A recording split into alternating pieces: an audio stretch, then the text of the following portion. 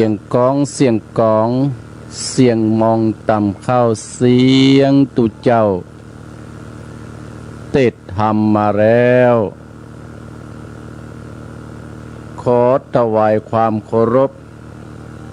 ครูบาอาจารย์ทุกรูปทุกตนที่เปิดเครื่องวิทยุรับฟังอยู่ตามวัดตามวาขอความสุขความเจริญจงบังเกิดแก่บรรดาศรัทธาญาติโยมบรรดาพ่ออุ้ยแม่อุ้ยพ่อออกแม่ออกพี่น้องศรัทธาญาติโยม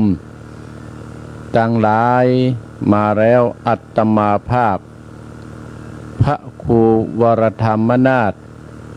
เจ้าอาวาสวัดหนองเหียงตำบลสันติสุขอำเภอเดอยรอจังหวัดเชียงใหม่ได้นำรายการธรรมยามเจ้ามรดกธรรมกำเมืองได้มาอู้จาศรัทธาญาติโยมแห่มเจ้าหนึ่งศรัทธาญาติโยมในวันนี้เป็นวันที่12เดือนกันยายนพ.ศ. 2564ห้ำว่าเป็นวันอาทิตย์ตรงกับเดือน12ขึ้น6ค่ำในวันนี้อาตมาภาพจะได้มาได้มาจากกับศรัทธาญาติโยมบรรดาพ่ออุ้ยแม่อุ้ยพ่อออกแม่ออกพี่น้องศรัทธาญาติโยมทั้งหลาย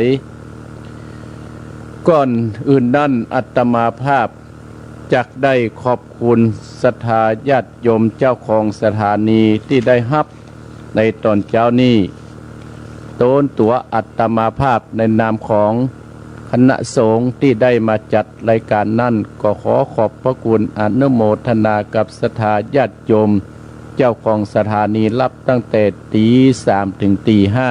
5ก็อันหมายมีสถานีวิทยุขึ้นเพื่อการศึกษาศาสนาวัฒนธรรมวัดไผ่หิน 104.50 อำเภอเมืองจังหวัดเชียงใหม่และสถานีวิทยุคณะสงฆ์อำเภอฝางวัดพระบาทอุดม FM 100.25 อำเภอฝางจังหวัดเชียงใหม่และสถานีวิทยุดินแดนถิ่นด้านนาบ้านลงวัวตำบลน้ำบ่อหลวงอำเภอสันป่าตองจังหวัดเชียงใหม่ FM 103.50 และสถานีวิทยุขึ้นธรรมชุมชนวัดห้วยตองซักอำเภอจอมตอง FM 98.75 ตอนนี้กำลังทำการซ่อมอยู่และสถานีวิทยุมนต์เสียงธรรมอำเภอแม่แจ่มจังหวัดเชียงใหม่วัดบุพารามอำเภอแม่แจ่ม 106.25 และสถานีวิทยุเด็ดเดียวเรดิโอ 96.75 บ้านโจงตำบลทุ่งกวาวห้างหุ้นส่วนจำกัดอนุสรณ์เรดิโออำเภอเมืองปานจังหวัดลำปางและสถานีวิทยุชุมชนคนเหนือเขื่อนอำเภอฮอดจังหวัดเชียงใหม่ FM 90.75 และสถานีวิทยุเพื่อการศึกษาและพัฒนาอาชีพ FM 103.00 อำเภอเมืองจังหวัดลำปางโดยคุณอนุพงษ์ตาจินะและสถานีวิทยุวิทยาลัยเทคโนโลยีการจัดการกพพ.แม่เมาะจังหวัดลำปาง FM 99.50 ขออนุโมทนากับเจ้าของสถานีที่ได้เกาะเกี่ยวสัญญาณกันไปเอาละศรัทธาญาติโยมบรรดาพ่ออุ้ยแม่อุ้ยพ่อออกแม่ออกตื่นเช้ามาเนาะตี4:05 นาทีเนอะตอนนี้เอาถึงกาละเวลาที่เฮาจะฮืดที่ลับที่นอนที่อยู่ที่อาศัยในตุบกาดก็ดีในที่ไหนก็ดีกำลังลุกนึ่งข้าวเป่าไฟหรือว่ากำลังนอนอยู่ถ้าว่ามีโอกาสหรือว่าท่านยังบัดตื่นเตื้อหรือว่าเปิดวิทยุไว้กลางหอกลางเฮือนก็ขอให้ที่นั้นเป็นที่อุดมสมบูรณ์และศรัทธาญาติโยมที่ลุกเมื่อเช้าก็ลุกขึ้นมาเน้อเข้าไปไหว้พระพุทธเจ้าแล้วอาตมาภาพจะได้ได้จาต่อไปเอากับพระเน้อกับ1กับ2 กับสามอรหังสัมมาสัมพุทโธภควาพุทธังภควันตังอภิวาเทมิกาบสวะคาโตภควตาธัมโมธัมมังนัมมัสสามิกาบสุปฏิปันโนภควโตสาวกสังโฆสังฆังนัมมามิกาบนะโมตัสสะภะคะวะโตอะระหะโตสัมมาสัมพุทธัสสะนะโมตัสสะภะคะวะโตอะระหะโตสัมมาสัมพุทธัสสะนะโมตัสสะภะคะวะโตอะระหะโตสัมมาสัมพุทธัสสะพุทธังสรณังคัจฉามิธัมมังสรณังคัจฉามิสังฆังสรณังคัจฉามิตุติยัมปิพุทธังสรณังคัจฉามิตุติยัมปิธัมมังสรณังคัจฉามิตุติยัมปิสังฆังสรณังคัจฉามิตติยัมปิพุทธังสรณังสัมมิตติยัมปิธัมมังสรณังคัจฉามิตติยัมปิสังฆังสรณังคัจฉามินะโมพุทธายะนะโมธัมมายะนะโมสังฆายะนะโมพุทธายะนะโมธัมมายะนะโมสังฆายะนะโมพุทธายะนะโมธัมมายะนะโมสังฆายะอัปปมันโนพุทโธอัปปมะโนธัมโมอัปปมะโนสังโฆอัปปมะโนพุทโธอัปปมะโนธัมโมอัปปมะโนสังโฆอัปปมะโนพุทโธมโนธัมโมอัปปมะโนสังโฆพุทโธเมตนาโตธัมโมเมตนาโตสังโฆเมตนาโตกัมมัตตะนังเมตนาตังกัมมัตตะนัตตะจติโยเมตนาโตพุทโธอินนาโตธัมโมเมตนาโตสังโฆเมตนาโตกัมมัตตะนังเมตนาตังกัมมัตตะนาตะจติโยเมตนาโตพุทโธเมตนาโตธัมโมอินนาโตสังโฆเมตนาโตกัมมัตตะนังเมตนาตังกัมมัตตะนาตะจติโยเมตนาโตอะหัมปันเตพุทธานุสติกัมมัตตะนังยัจจามิพุทธาสติกัมมัตตะนังเตตะเมปันเตอะหัมปันเตพุทธานุสติกัมมัตตะนังยัจจามิพุทธานุสติกัมมัตตะนังเตตะเมปันเตอะหัมหันเตพุทธานุสติกัมมัตตะนังยัจจามิพุทธานุสติกัมมัตตะนังเตตะเมปันเตอะหัมปันเตปิติโอปัจจตัสสะมาติงยัจจามิเอติปิโสภะคะวะอัตตะหังสัมมาสัมพุทโธวิชชาจารณะสัมปันโนสุขโตโลกะเมโตอนุตตโดปุติสัตตมัสสัตตติสัตตเทวมนุสสนังพุทโธภควติสุวาคาโตภควตาธัมโมสันติติโกอาการิโกเออิปัจจิโกโอปะนะญิโกปัจจัตตังเวทิตาโพวิญโยอิติสุปฏิปันโน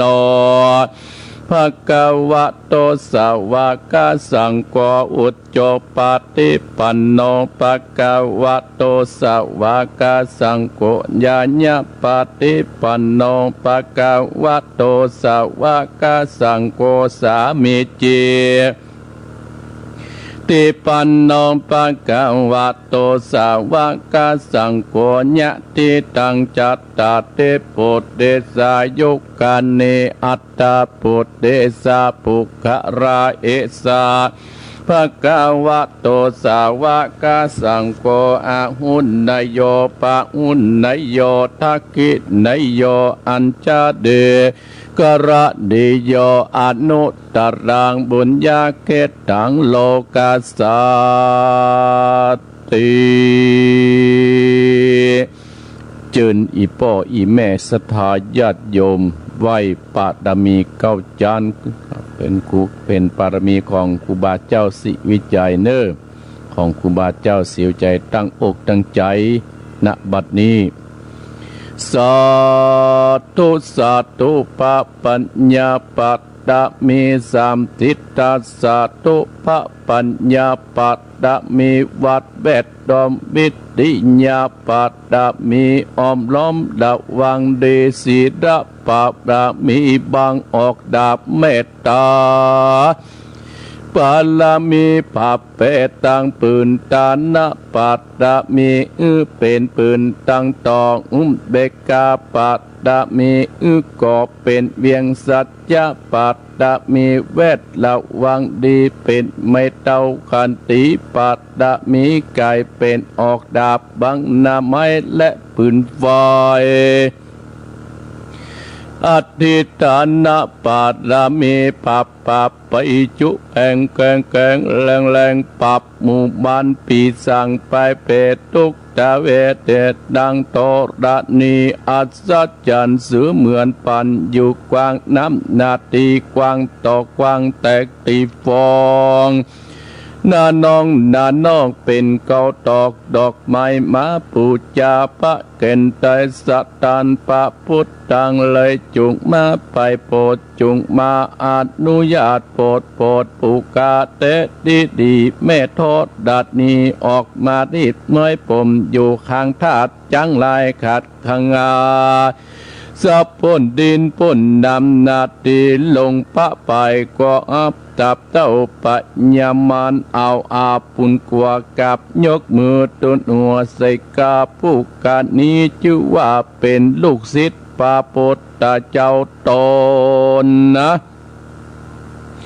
มีบุญสมปันอันมากพระพุทธเจ้าจริงตั้งพระปัญญาปัตตะมีไว้เก้าจันตั้งไว้ตั้งหน้าก็ได้เก้าจันตั้งไว้ตั้งหลังก็ได้เก้าจันตั้งแต่หัวถึงตีนก็ได้เก้าจันตั้งแต่ตีนถึงหัวก็ได้เก้าจันเส้นว่าลูกปืนจักมาเสมอเหมือนปนเส้นหาก็จักบอกมากาดได้ก็ป่าเจ้าก็เลยได้ไว้ว่าพุทธกุฎนางธรรมะกุฎนางสังฆกุฎนางพุทธอินตาธรรมะอินตาสังฆอินตาอัสสหาเมื่อตอดดานี้ผู้อยู่เดือดน้ำอยู่กำเป็นเด่นกันบาลเนกุดถึงคุณพระปิตาคุณพระบรรดาคุณคุบาอาจารย์คุณพระแก้วเจ้าตั้งสัมปการ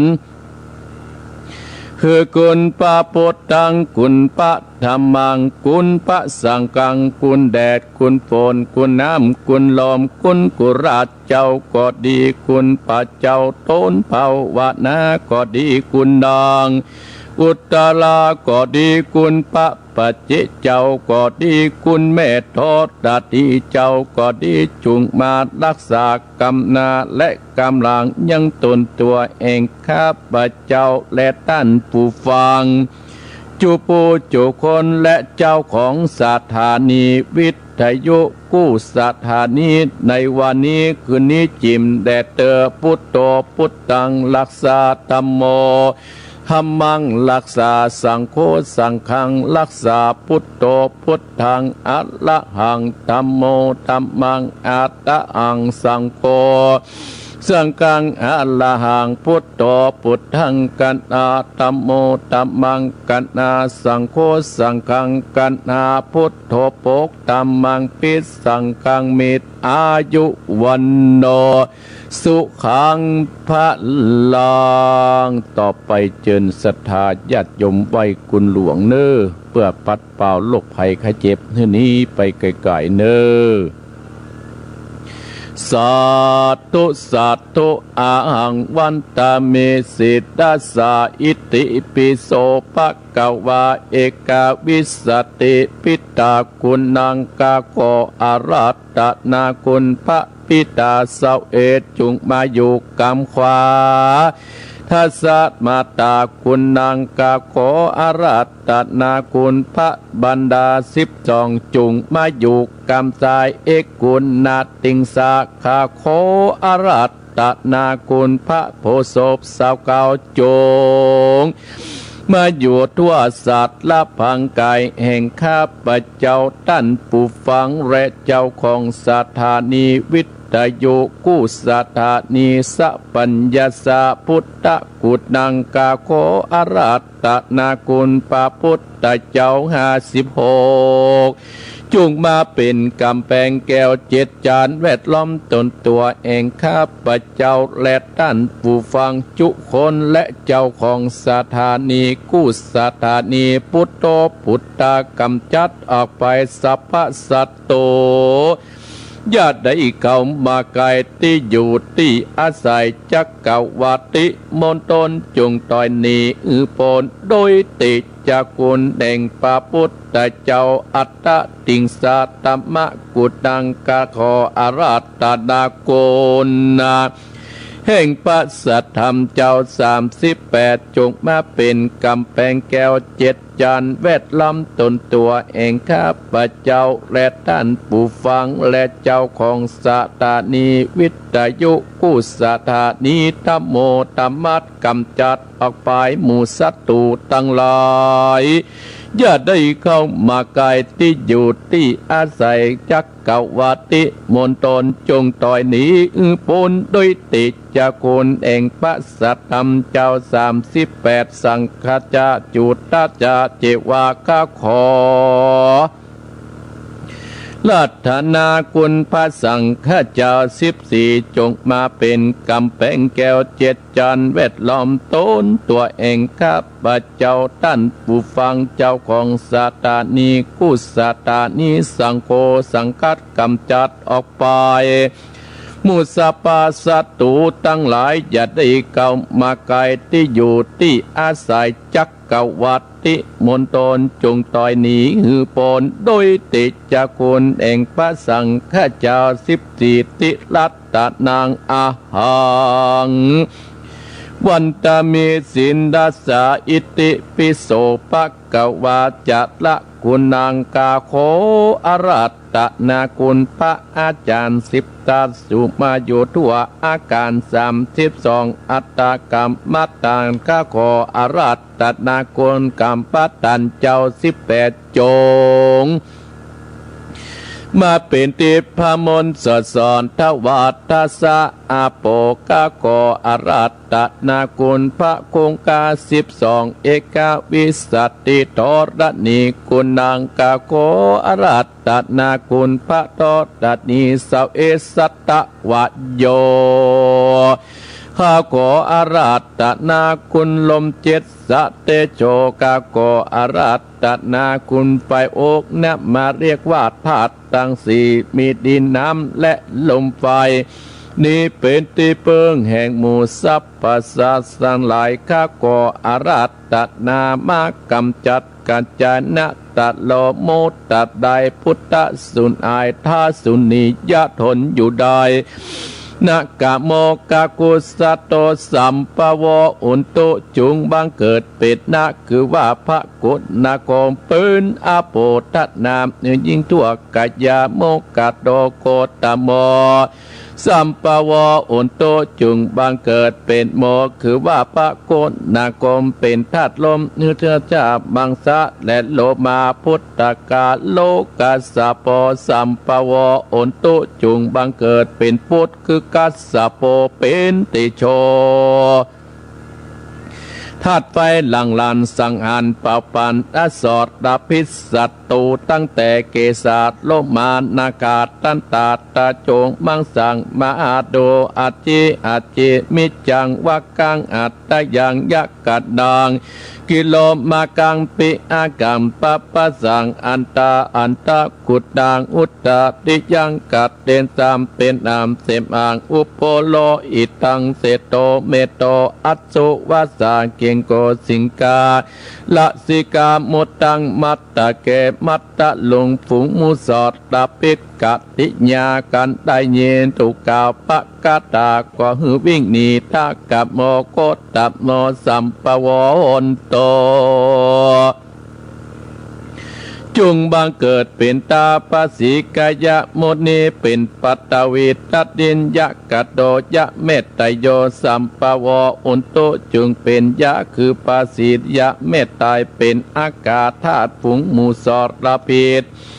กติญาสตูตั้งหลายได้ยินถูกกล่าวปะกาตาตนอยู่บ่ใดข้าพระพุทธเจ้าจึงย้อนนบมือไหว้คุณอากาศ10ตัดคุณอาการ21คุณอักขระ30กามคุณนิสวาสคุณอาสวาส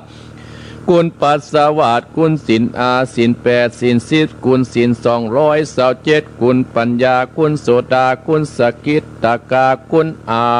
ณากาคุณอละอันตาคุณมักสีคุณปุณสีนับเป็นเก้าเนนาคุณผัวคุณมักสีผลสีคุณนิพพาน1เป็นเก้านับปฏิญาณเต้าคณะเป็น10คุณตานะสีดาเนกกัมมาปัญญาวิทยาขันติ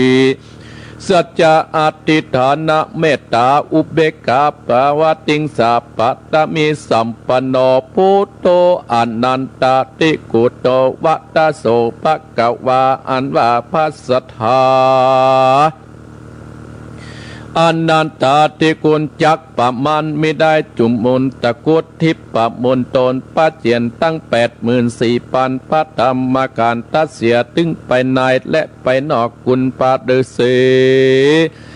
ตลอดคุณปาฤาษีตัดได้คุณปาฤาษีต่างหัวคุณปาฤาษีตับไฟคุณปาฤาษีได้เส้นโกดคุณบันทิดาโบ18คุณอันทรงวิชาเองพุทธเจ้าเตตายคุณพระสยาตคุณพระบาทคุณพระธาตุคุณพระมหาโมกขราคุณพระสาติโบสคุณพระมหาอุปกุฎคุณพระติงสาวกคุณบันทิตะสัมมเนนคุณพระมหากัญจนาเกณฑ์คุณ12คุณปมวิหารตั้ง400,000 โกฏจักรวาลข้าขออาราธนามาผ่าผ่านอาสอดตาพิษศัตรูตั้งหลายฮึสสะทั่วโลมาและอินทรีกาขออาราธนาคุณอาภิธรรมา7กัมปีสังวิตาปุกยปะกะโกอารัตนาคุณนิกายตังอาติมาสังอังโกกะโกอารัตนาคุณพระวินัยตังคาอาปะจุมากะโครัตนาคุณสัตตัมตั้ง8จิตนาวาทะกัญญากะโกอารัตนาคุณจัญญามาตะดุตาสะทุจุงมาเป็นดาบกามาสิกาเอมันตาบัดเดกะโกอารัตนามาอยู่กลางสารผู้ข้าจับฝันโดยไสสนาคมคือพุทธังตัสสะมิธัมมังตัสสะมิสังฆังตัสสะมินะโมตัสสะสัตตัสสะโมนะโมตัสมูสัตตูตั้งหลายก็ขาดเป็นพุงที่เดือดที่เยือดในอินทรีย์นีไปอยู่นอกจักรวาลกูจากห่างองค์การนากิงบันดาลกูจากศาสตวันป่าหิมมาปานฟุ้งหมู่มานสัตตูตั้งหลายก็ร้อนเล่นเล่นอยู่บาดใดกูจักผิด ตังวันตังเก่ากูจักเล่าภากาตาอาสังวิสุโสบุษาพุทธนาปิตันทวรังสปิตังพุทธสัพติตวันตังเก่ากูจักเล่ากาตาว่าพุทโธจามัชชิโมเสโตสริบุตโตจัตกิจเนอุตตเรโมการันโนจะอันนันโตมัจจิเมวัจจากุตัญโยปุปปัตโตปะเกปยาขาวามปิอุปริติอาเนกะเนเยจักาสโปอาโดเจวะอิชานเนสัพเพเตพุทธมังกัตตโยตวาปุจิตโตอุนตินิตุกะนิปันตโวมะอาเตโสสตาอุนติสยาโสติภวันโตเตเอาละศรัทธาญาติโยมบรรดาพ่ออุ้ยแม่อุ้ยพ่อออกแม่ออกพี่น้องศรัทธาญาติโยมก็เชิญท่านทั้งหลายนั่นแผ่เมตตาให้กับตัวเก่าเนอที่เฮาได้ลุกมาเจ้านี่นะที่ได้สวดพร้อมกันนี่นะเอาแผ่เมตตาให้ตัวเก่าให้ก่อนเนอว่าตามอัตมาภาพเนออะหังสุกิโตโหเมขอไอ้ข้าพเจ้ามีความสุขเนโตโกโหเมขอไอ้ข้าพเจ้าปราศจากความทุกข์อเวโรโหเมขอไอ้ข้าพเจ้าปราศจากเวรภัยอัพยาปโจโหเมขอให้ข้าพเจ้าปราศจากอุปสรรคอันตรายทั้งปวงอนิโกโหเมขอให้ข้าพเจ้าปราศจากความทุกข์กายและทุกข์ใจสุขีอัตตนังปฏิหาราเมขอให้ข้าพเจ้ามีความสุขกายสุขใจรักษาตนให้รอดพ้นจากทุกข์ภัยทั้งหมดทั้งสิ้นเถิดข้าพเจ้าขออโหสิกรรมกรรมใดที่ทำแก่ผู้ใดและคนใดก็ตามในชาติใดๆก็ตามขอให้เจ้ากรรมและนายเวรจงอโหสิกรรมให้แก่ข้าพเจ้าอย่าได้จองเวรและจองกรรมต่อไปเลยแม้แต่กรรมที่ใครๆทำแก่ข้าพเจ้าก็ตามข้าพเจ้าขออโหสิกรรมให้ทั้งสิ้นยกถวายพระพุทธเจ้าเป็นอภัยทานเพื่อจะไม่มีเวรมีกรรมต่อไปโดยอานิสงส์แห่งอภัยทานนี้ขอให้ข้าพเจ้าครอบครัวบุตรหลานตลอดจนวงศาคณาญาติและผู้การะคุณของข้าพเจ้ามีความสุขความเจริญปฏิบัติในแต่สิ่งที่ดีและสิ่งที่ชอบโดยเถิดสัพเพสัตตาอันว่าสัตว์ทั้งหลายที่เป็นเพื่อนทุกข์เกิดแก่เจ็บตายด้วยกันทั้งหมดทั้งสิ้นอาเวราโหนตุจงเป็นสุขเถิดอย่าได้มีเวรแก่กันและกันเลยอาภายาปชาโหนตุจงเป็นสุขเถิดอย่าได้เบียดเบียนซึ่งกันและกันเลยอานิกาโหนตุจงเป็นสุขเถิดอย่าได้มีความทุกข์กายและทุกข์ใจเลยสุขีอัตตานังปฏิอารันตุจงมีความสุขกายและสุขใจรักษาตนให้รอดพ้นจากทุกข์ภัยทั้งหมดทั้งสิ้นเถิดท่านทั้งหลายที่ต้องทุกข์ขอให้พ้นจากทุกข์ท่านทั้งหลายที่ได้สุขแล้วขอได้สุขยิ่งขึ้นไปด้วยเถิดเอาละศรัทธาญาติโยมบรรดาพ่ออุ้ยแม่อุ้ยพ่อออกแม่ออกพี่น้องศรัทธาญาติโยมทั้งหลายอาตมาภาพได้นำศรัทธา ไหว้พระสวดพุทธคุณธรรมคุณสังฆคุณปารมี30 ทัศของครูบาเจ้าศรีวิจัยและสวดคุณหลวงเรียบร้อยแผ่เมตตาให้ตัวเก่าเจ้ากรรมในเวรเป็นตีเรียบร้อยตลอดถึงสรรพสัตว์ทั้งหลายศรัทธาญาติโยมบรรดาพ่ออุ้ยแม่อุ้ยพ่อออกแม่ออกพี่น้องศรัทธา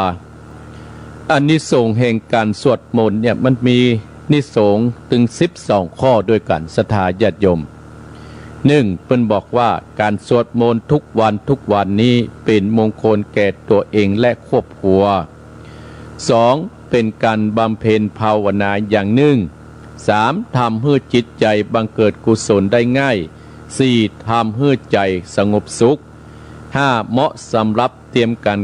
ก่อนตัววิปัสสนากรรมฐาน6เป็นบุญที่ได้กล่าวคำศักดิ์สิทธิ์ที่พระพุทธเจ้าบัญญัติไว้7สวดมนต์เพื่อถวายเป็นพุทธบูชา8เพื่อป้องกันภัยวิบัติ9เพื่อความสำเร็จในสมบัติทั้งปวง10ให้ทุกข์ต่างๆหมดไป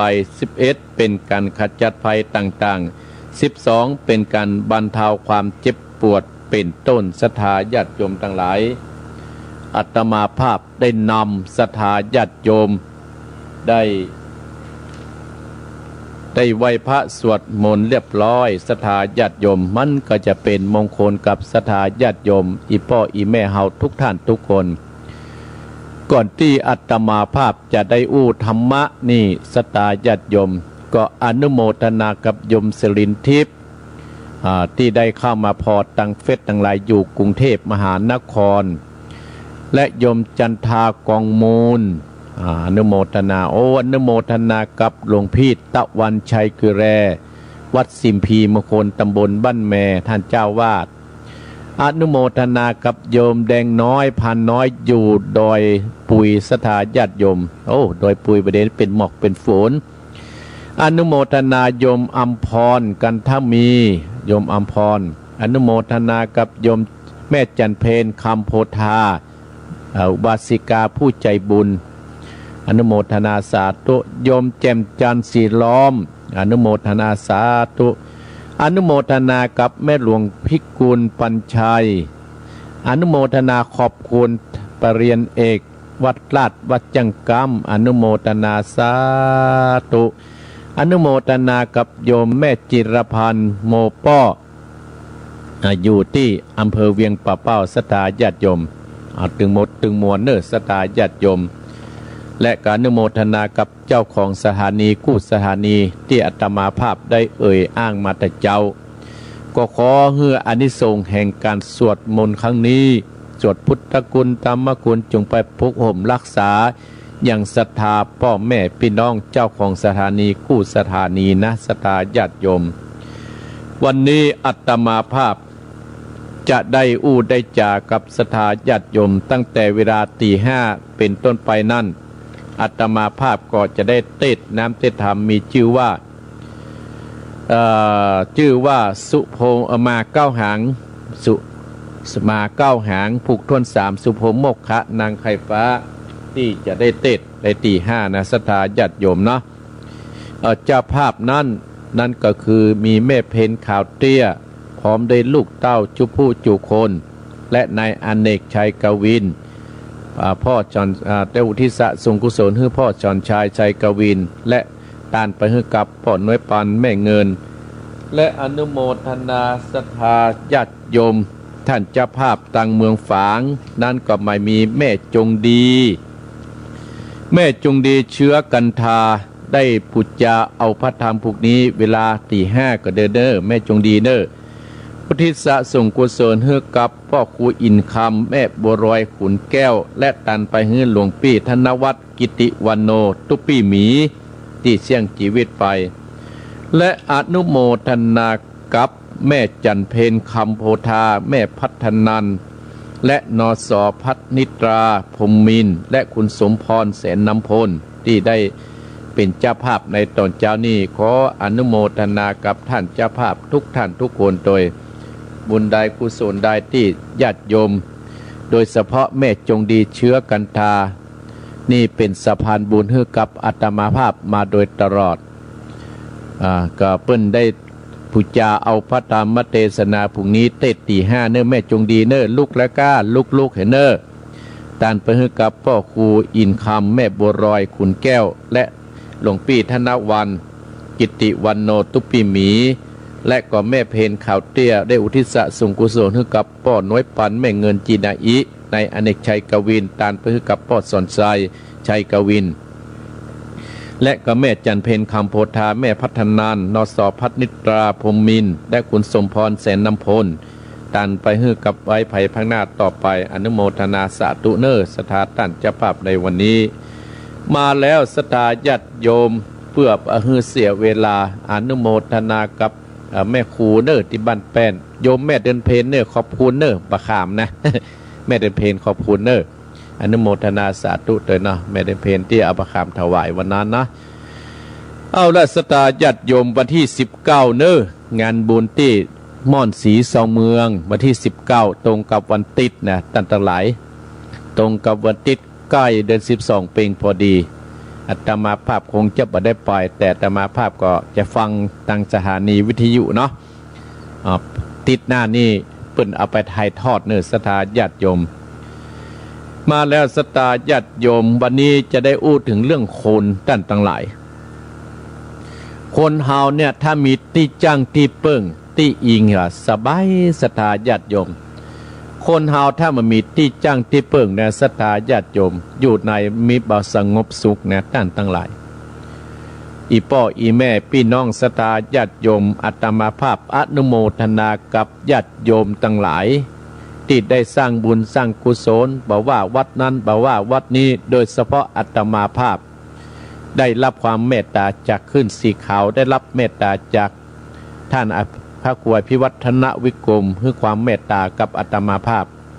เพราะอาตมาภาพเป็นตู้เจ้าเท่าประดาสตาญาติโยมท่านพระครูเป็นประธานเมื่อตะวานี้ก็ได้ไปร่วมบุญร่วมกุศลสืบทำบุญอายุของพ่อครูสมบูรณ์กันทัพป่าสตาญาติโยมโอ้สตาญาติโยมบรรดาพ่ออวยแม่อวยโอ้โคนเปิ้นก็ไปนักไปไกลประกันได้หันครูบาอาจารย์หลายรูปหลายตนครูบาหลวงปู่ครูบาอาจารย์โอ้เปิ้นก็ไปร่วมบุญร่วมกุศลกันตีพ่อครูสมบูรณ์กันทัพป่าเปิ้นได้นิมนต์อาตมาภาพก็ไปในนามที่พ่อครูเปิ้นเคยมาในวัดหนองเหียงหลายครั้งเมื่อสมัยเปิ้นเตียวได้ตั้งหลายสมัยเปิ้นเตียวได้เปิ้นมาวัดหนองเหียงหลายครั้งหลายหนอาตมาภาพก็ได้รับนิมนต์จากท่านพระมหาวิษณุจารุธรรมโมเจ้าอาวาสวัดเจดีย์ให้ไปร่วมในงานนี้อาตมาภาพก็ได้ไปร่วมก็อนุโมทนากับศรัทธาญาติโยมทุกท่านทุกคนญาติโยมวันนี้คนเฮานั้นอยู่ด้วยกันแล้วถ้าเฮาบ่อยากยุ่งกับคน7ประเภทนี้คน7ประเภทนี้เฮาบ่ดีที่จะไปเข้าไปใกล้กับเขามีไปอยู่นั่งใกล้เขาเฮาสมควรนั่นตัดออกจากชีวิตเฮาได้เน้อศรัทธาญาติโยมสมควรที่จะตัดออกจากชีวิตเฮาได้วิทยุนี่มันดับเกินนะแต่ละทานตั้งนี้วัดนี่ดีเน้อศรัทธาญาติโยมแต่เจ้าท่านฟังท่านพระครูพิวัฒนาคมกระดับเป็นกำคงจะเป็นที่อินเทอร์เน็ตเนาะเอาละคนที่7ประเภทที่หมู่เฮาตั้งหลายควรตัดออกจากชีวิตนั้นมี7ประเภทด้วยกัน1หน้าไหวหลังหลอกเนี่ย2เฝ้าแต่อิจฉา3มัวแต่นินทา4คุยโวโอ้อวด5ชอบหาเรื่องมาฮื้อ6มารักษาน้ำใจ7กลัวเฮาได้ดีดอกเฮาสมควรตัดออกจากชีวิตเฮาบ่ต้องเป็นห่วงเป็นหาอาทรนะบ่ต้องอยู่ใกล้ท่านทั้งหลายเพราะว่าทุกวันนี้ท่านทั้งหลายอีพ่ออีแม่พี่น้องศรัทธาญาติโยมบรรดาพ่ออุ้ยแม่อุ้ยพ่อออกแม่ออกพี่น้องศรัทธาเฮาก็ต้องปะคนหลายแต่เฮาก็ต้องเลือกดูเลือกตัดออกไปคน7ประเภทนี้บ่ต้องเข้ามาอยู่ในชีวิตและครอบครัวเฮา1หน้าไหวหลังหลอก2เฝ้าแต่อิจฉา3มัวแต่นินทา4คุยโวโอ้อวด5ชอบหาเรื่องมาให้6มารักษาน้ำใจ7กลัวเฮาได้ดีท่านทั้งหลาย หน้าไหว้หลังหลอกในศรัทธาญาติโยมอีป้ออีแม่กำภาษากลางละอ่อนรุ่นใหม่อาจจะบ่ฮู้ตั้นทั้งหลายแต่เฮาเป็นคนบักเก่านี่ฮู้นะหน้าไหว้หลังหลอกกับเมื่ออยู่กับแน่เฮาเนี่ยโอ้ท่านพระครูดีอย่างอันดีอย่างอี้จัดรายการดีอย่างอันดีอย่างอี้อย่างกะโอ้แม่แก้วดีอย่างอันดีอย่างอี้ออกจากวงเฮาไปละโอ้บดีอย่างอันบดีเอาเฮาไปนินทาว่าหลายณบุคคลอย่างอี้เนี่ยท่านทั้งหลายเฮาบ่สมควรที่จะเข้าใกล้ทำให้เฮาเนี่ยเสียผู้เสียคนทำให้เฮาเสียนักศีลนักบุญแต่เฮาก็ต้องพบปะกันเพราะอาจจะเป็นเจ้ากรรมในเวรของเฮาที่เฮาจะต้องเกิดมาพบปะแต่อาตมาภาพพยายามจะตรวจน้ำให้กับบุคคลที่หน้าไหว้หลังหลอกนี่ท่านทั้งหลายให้มันมาเป็นมิตรกับเฮาอย่างที่อาตมาภาพเจ้ากรรมในเวรพ่อเกิดแม่เกิดอย่างก็ดีตรวจน้ำให้เปิ้นสองเฝ้าแต่อิจฉาโอ้คนอย่างนี้ก็บ่ต้องเข้าใกล้ละอีป้ออีแม่คนเหล่านี้นะเฮาบ่ต้องเข้าใกล้ละเฝ้าแต่อิจฉาอยู่ด้วยกันกับอิจฉาคอยนวลกันกลัวเปิ้นได้ดิบได้ดีกว่าตัวเก่าแต่อาตมาภาพนี่นะศรัทธาญาติโยมยินดีกับรุ่นน้องๆยินดีกับครูบาอาจารย์ยินดีกับพ่อออกแม่ออกศรัทธาญาติโยมของอาตมาภาพที่ได้ดิบได้ดีกันยินดีกับลูกศิษย์ลูกหาท่านทั้งหลายเนี่ยท่านทั้งหลายเฝ้าแต่อิจฉากวยนวลกันอยู่ด้วยกันมันมีความสุขมาเบียดเบียนตั้งกายและตั้งใจมันก็เป็นบาปเป็นกรรมกับตัวของคนเหล่านั้นนะท่านทั้งหลายน้ำตาปตกมันตึงหมูหูขิงท่านทั้งหลายกรรมโบราณเพื่อว่ามหันลงบัลลังก์น้ำตาเนี่ยนี่เป็นต้นมัวแต่นินทาไปตั้งใดก็บ่ได้เยี่ยเวียกเยี่ยการเสียเวลาท่านทั้งหลายมัวแต่จะนินทาว่าคนนั้นว่าคนนี้อาตมาภาพภูมิใจศรัทธาญาติโยมบรรดาพ่ออุ้ยแม่อุ้ยพ่อออกแม่ออกพี่น้องศรัทธาญาติโยมขึ้นสีขาวฮะนะโอ้บ่ได้นินทาว่าละภัยไปกับไปตัวกันคนที่บ่เข้าวัดเข้าวาเนี่ยกะคนที่ห่างศีลห่างธรรมนี่กะจะอิจฉาเอาเข้ามีที่นินทาไปนินทาผัวเมียตัวเก่าลูกเต้าตัวเก่าก็มีตั้งแต่ไร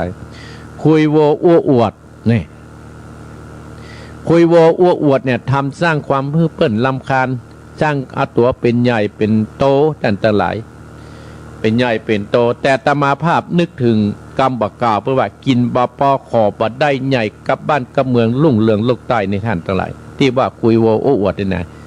นึกถึงกรรมนี่ครูบาอาจารย์และเป็นปริศนาธรรมกินบาปอขอบได้ใหญ่กับบ้านกับเมืองลุ่งเรืองโลกใต้นะ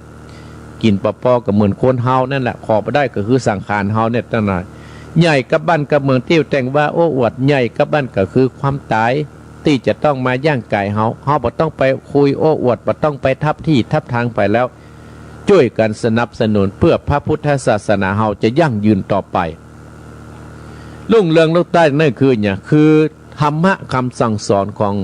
องค์พระสัมมาสัมพุทธเจ้าเฮาเนี่ยที่เฮาใจทุกวันเนี่ยท่านทั้งหลายบุญเหล่านี้เนี่ยมันจะกำจุอุดหนุนให้เฮานั้นคาดแคล้วปลอดภัย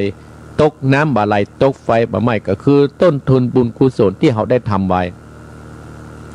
อาตมาภาพเชื่อเนี่ยท่านทั้งหลายเชื่อเรื่องนี้เชื่อเรื่องบุญเรื่องกุศลเนี่ยมันจะกำจุอุดหนุนเฮานั่นจะได้ดิบได้ดีกันกูคู่กูคนได้ดิบมาได้ไปดีท่านทั้งหลายเฮาเมาไปคูโอ้อวดทันนั่นน่ะอาบุญเนี่ยเป็นที่ตั้งอาตมาภาพได้หันทำเนี่ยผูกนึ่งท่านทั้งหลายทำผูกนึ่งเนี่ยท่านทั้งหลายมีเรื่องเล่าคือศรัทธาญาติโยมก็มีพ่อแม่และลูก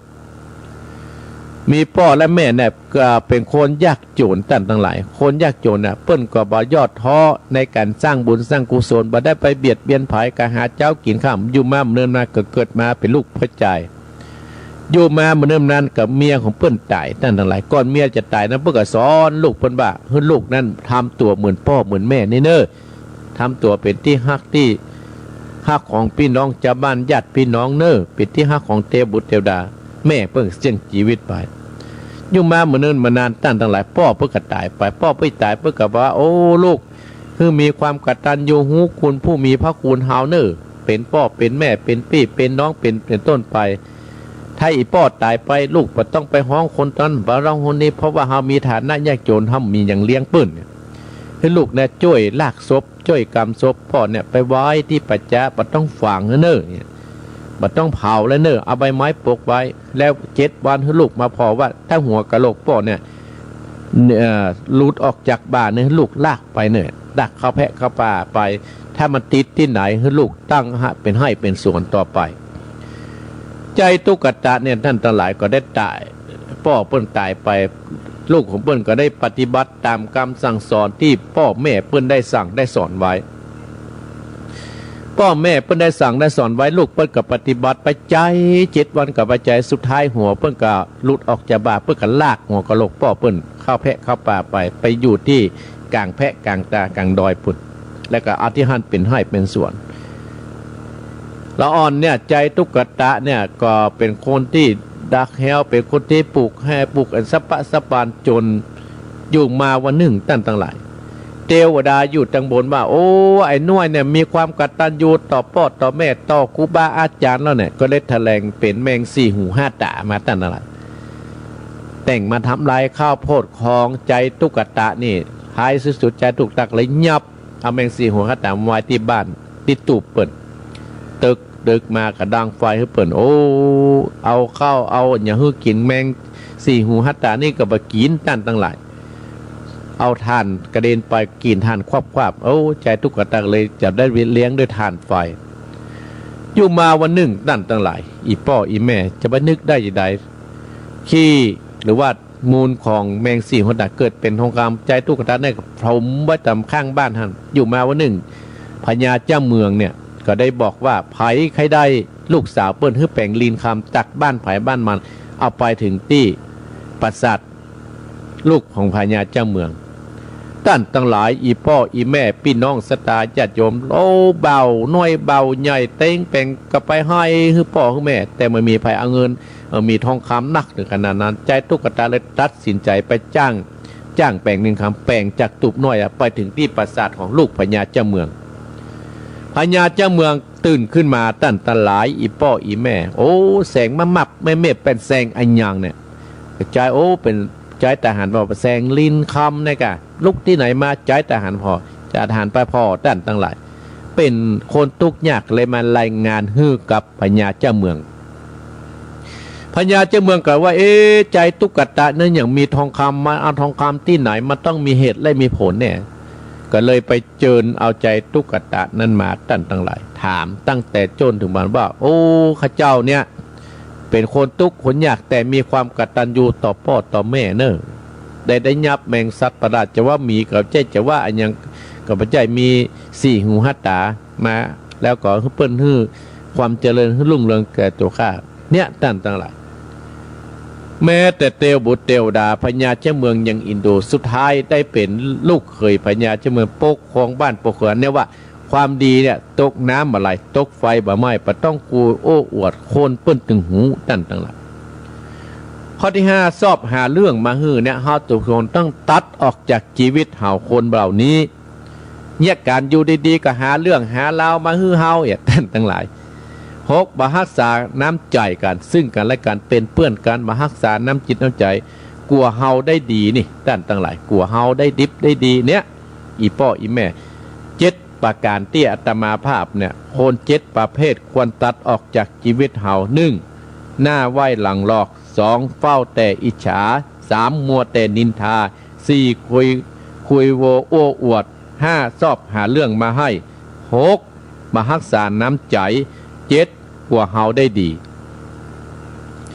น้ำใจเนี่ยตั้งหลายอีพ่ออีแม่เป็นสิ่งที่ดีเนี่ย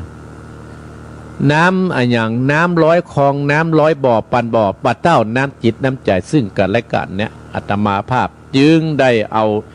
คน7ประเภทที่เราควรตัดออกจากปะในชีวิตของเราแล้วเราจะมีแต่ความสุขความเจริญนโมตนากับโยมป้าติ๋มแสนเปงแม่วางโยมแม่นงรักพิษทองจา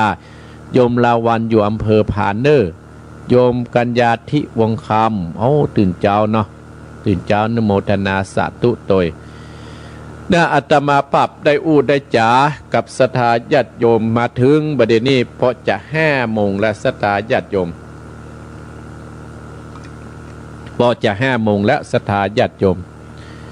อีพ่ออีแม่เฮาต้องเป็นคนนักแน่นเนื้อศรัทธาญาติโยมต้องเป็นคนนักแน่นทุกวันนี้มีแต่เรื่องมีแต่ราวมากระทบประสาทหูอีพ่ออีแม่พี่น้องศรัทธาญาติโยมของเฮา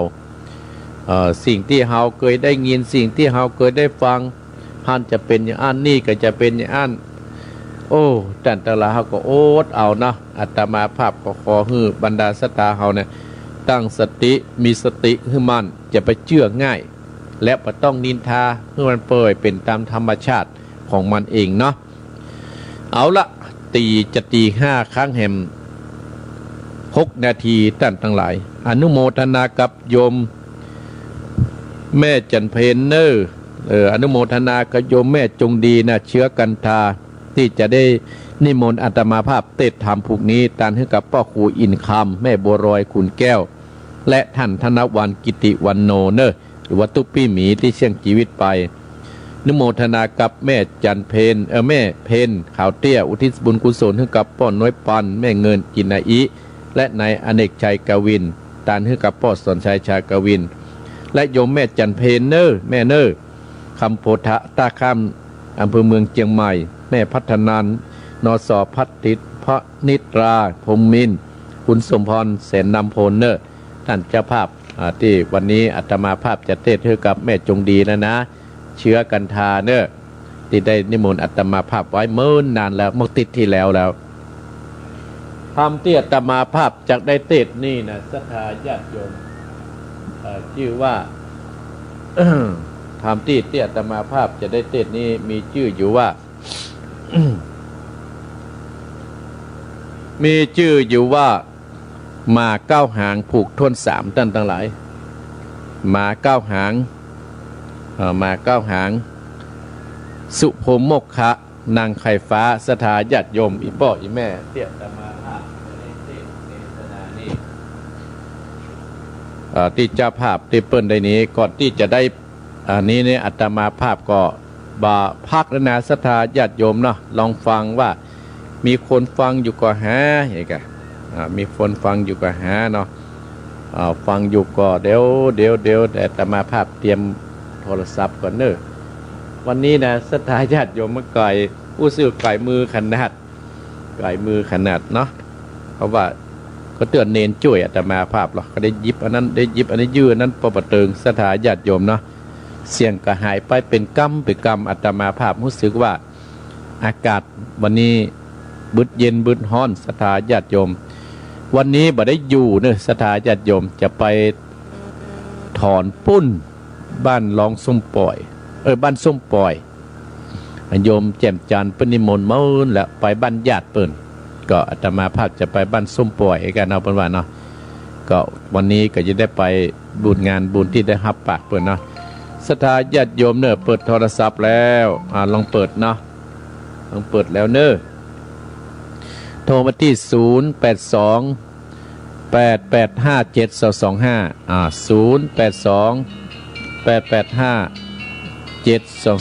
เอ้าสายแรกลองฟังกันเนาะจะเริญปอนเจ้าข้าพเจ้าเจ้าท่านพระคงแม่ยางแม่ปานีเจ้าแม่ปานีฟังอยู่กะเจ้าฟังนั่นแต่เจ้ามาแล้วเจ้าถ้าตังเพนี่ดับเป็นกรรมตังปุ้นดับก็ดับแต่เจ้ามันจะดุดเป็นกรรมเจ้ามันดุดเป็นกรรมเนาะอันเจ้าขออนุโมทนาเจ้าภาพวันนี้เลยนะเจ้ากับแม่จงยีเลยนะเจ้าอนุโมทนาสาธุเนอเจ้าข้าพเจ้าบุญรักษาเจริญพรไว้สาเจ้าท่านพระครูเจ้าแม่จันทิพย์เชียงใหม่เจ้าฟังท่านมาตั้งแต่เจ้าจดโมตัวเองเจ้าฟังแต่เจ้ามาแล้วเนาะเจ้าตั้งแต่ท่านพระครูวิกรมนะเจ้าดีแล้วเนออนุโมทนาเนอเจ้ากับกำลังใจท่านนะเจ้าเจริญพรขอสาธุท่านพระครูอันนี้ไม่อินก้าเจ้าเจ้าโอ้ยอินเนอร์อินเนอร์ยินดีเจริญพรคนน้อยคนใดเจริญพรแกได้ แต่เจ้าท่านพระครู แม่สีทอน เจ้า แม่สีทอนว่าจะได้ยังลูก เจ้าแล้วเลย ลูกเจ้าแต่ลูกเจ้าแต่ชายประการ เจ้าต้องมา43ละ โอ้ ท่านพระครูมาละ ยินดีนะแม่เนอ เจ้าได้ไหว้ท่าตัวท่านพระครูจะได้เจ้าวัน จะ เนี้ย เจริญปอนนะแม่เนอ เจ้าสาธุสาธุเจ้า เจริญปอนเจริญปอนสายต่อไป เจ้ากราบนมัสการเจ้า อยู่ที่ไหน แม่จงดี โอ้แม่จงดีก็ได้เต้นแล้วเนอ เจ้าแม่บัวพัดเพิ่นก็หอมไป200นะจ๊ะ แม่บัวพัดกะ แม่บัวพัดกูลันบ้านตุ้ง อ๋ ตา อแม่บัวพัดกุลานนะอนุโมทนาเนาะ เขาเพิ่นก็เพิ่นมาได้บอกว่าการหาภัยก็ไปหาเจ้ากรรมนายเวรเนาะ ยินดีนะแม่เนอที่เป็นสะพานบุญให้อาตมาภาพเนอ แม่บัวพัดกูลัน200นะคะ อนุโมทนาสาธุเนอแม่บัวพัดเนอ ค่ะลูกกูลันเด้อ เจริญพร โทรมาบ่อยจ้ะ เจริญพรแม่จงดีโทรมาละ เสียงอาตมาภาพจะหายไปเป็นกำเจริญพร พระเจ้าท่านพระครู แม่ยังแม่จรูนใช่เหรอ ใช่แล้วเจ้า แม่จรูน อนุโมทนาคุณเนาะวันนี้นะว่าจะได้แม่จรูน โอ้ดีอกดีใจได้ละชื่นใจเจ้า ได้ครับเป็นคนจ่ายคนเท่าของม่วนดีเนาะ โอ้ยสุดยอดละเจ้า ยินดีแม่เนอ เจ้าแล้วก็ไปแอลหาเด้อ ยินดีแม่เนอเจริญพรแม่เนอ เจ้าสาธุ เจ เจ้า ริญพรแม่จรูนเจียงใหม่ปุ่งน้อยเจริญพร กลับไปสาครับ มาแล้วพ่อเลี้ยงใหญ่พ่อน้อยบุญปาน อยู่ดูฟังอยู่ฟังดูเนาะได้เต้นแล้วเนอ ไป42เมืองเทาะหาท่านบอก โอ้เขาอันอาตมาไปเมืองฝั่งปิกพอดี โอ้ ส่วนกันฝนตกฝนมันตกป่ะ ครับ11 โมงกว่ากับป้ากับปิ๊กเนี่ยมันฝนตกอ่ะ อาตมาฉันเข้าข้างหลังเขานะมาได้ขึ้นบนบนแล้วก็เขียนสารเรียบร้อยก็ขึ้นไป บ่แม่ครับพระองค์แก้วให้กำ ยินดีเนอ ครับผมกลับไปสาครับ เจริญปอนเจริญปอน กลับไปสาท่านพระครู บุญป่านบุญตันมาตะกันมา ฟังตลอดนะท่านเนอ ฟังอยู่ตลอดนะปอนเนาะ มันตื่นเช้ามันถึงมาหลับนอน เอาละ เวลา ยินดีนะปอนเนอ กลับไปสาท่านเนอ สายสุดท้ายจะติดทำแล้วมาอีกสายหนึ่งเจริญปอนจะปิดแล้ว ไปสาครับท่านพระครู อุบาสกอยู่ที่ไหน โอ้ยเนี่ยก็ไปว่า ปวินบางทีเลย ยินดีนะปวินเนี่ยได้ฟังธรรมเนี่ยปอนเนอ ครับยินดีนะเอาละนะปอนเนอติดธรรมแล้วนะเจริญปอนปอก่อนเนาะสถาญาติโยมเจ้าว่าอันไว้อีเนอะสถาญาติโยมเนาะเฮาเปิดให้มันหอมปากหอมคอแอมก้ามคนที่โทรมาแต่กี้ที่ผ่านมาเฮาก็ต้องโทรแล้วเนอะก่อนอื่นนั่นก็อนุโมทนากับท่านเจ้าภาพนั่นก็คือแม่จงดีเชื้อกันทา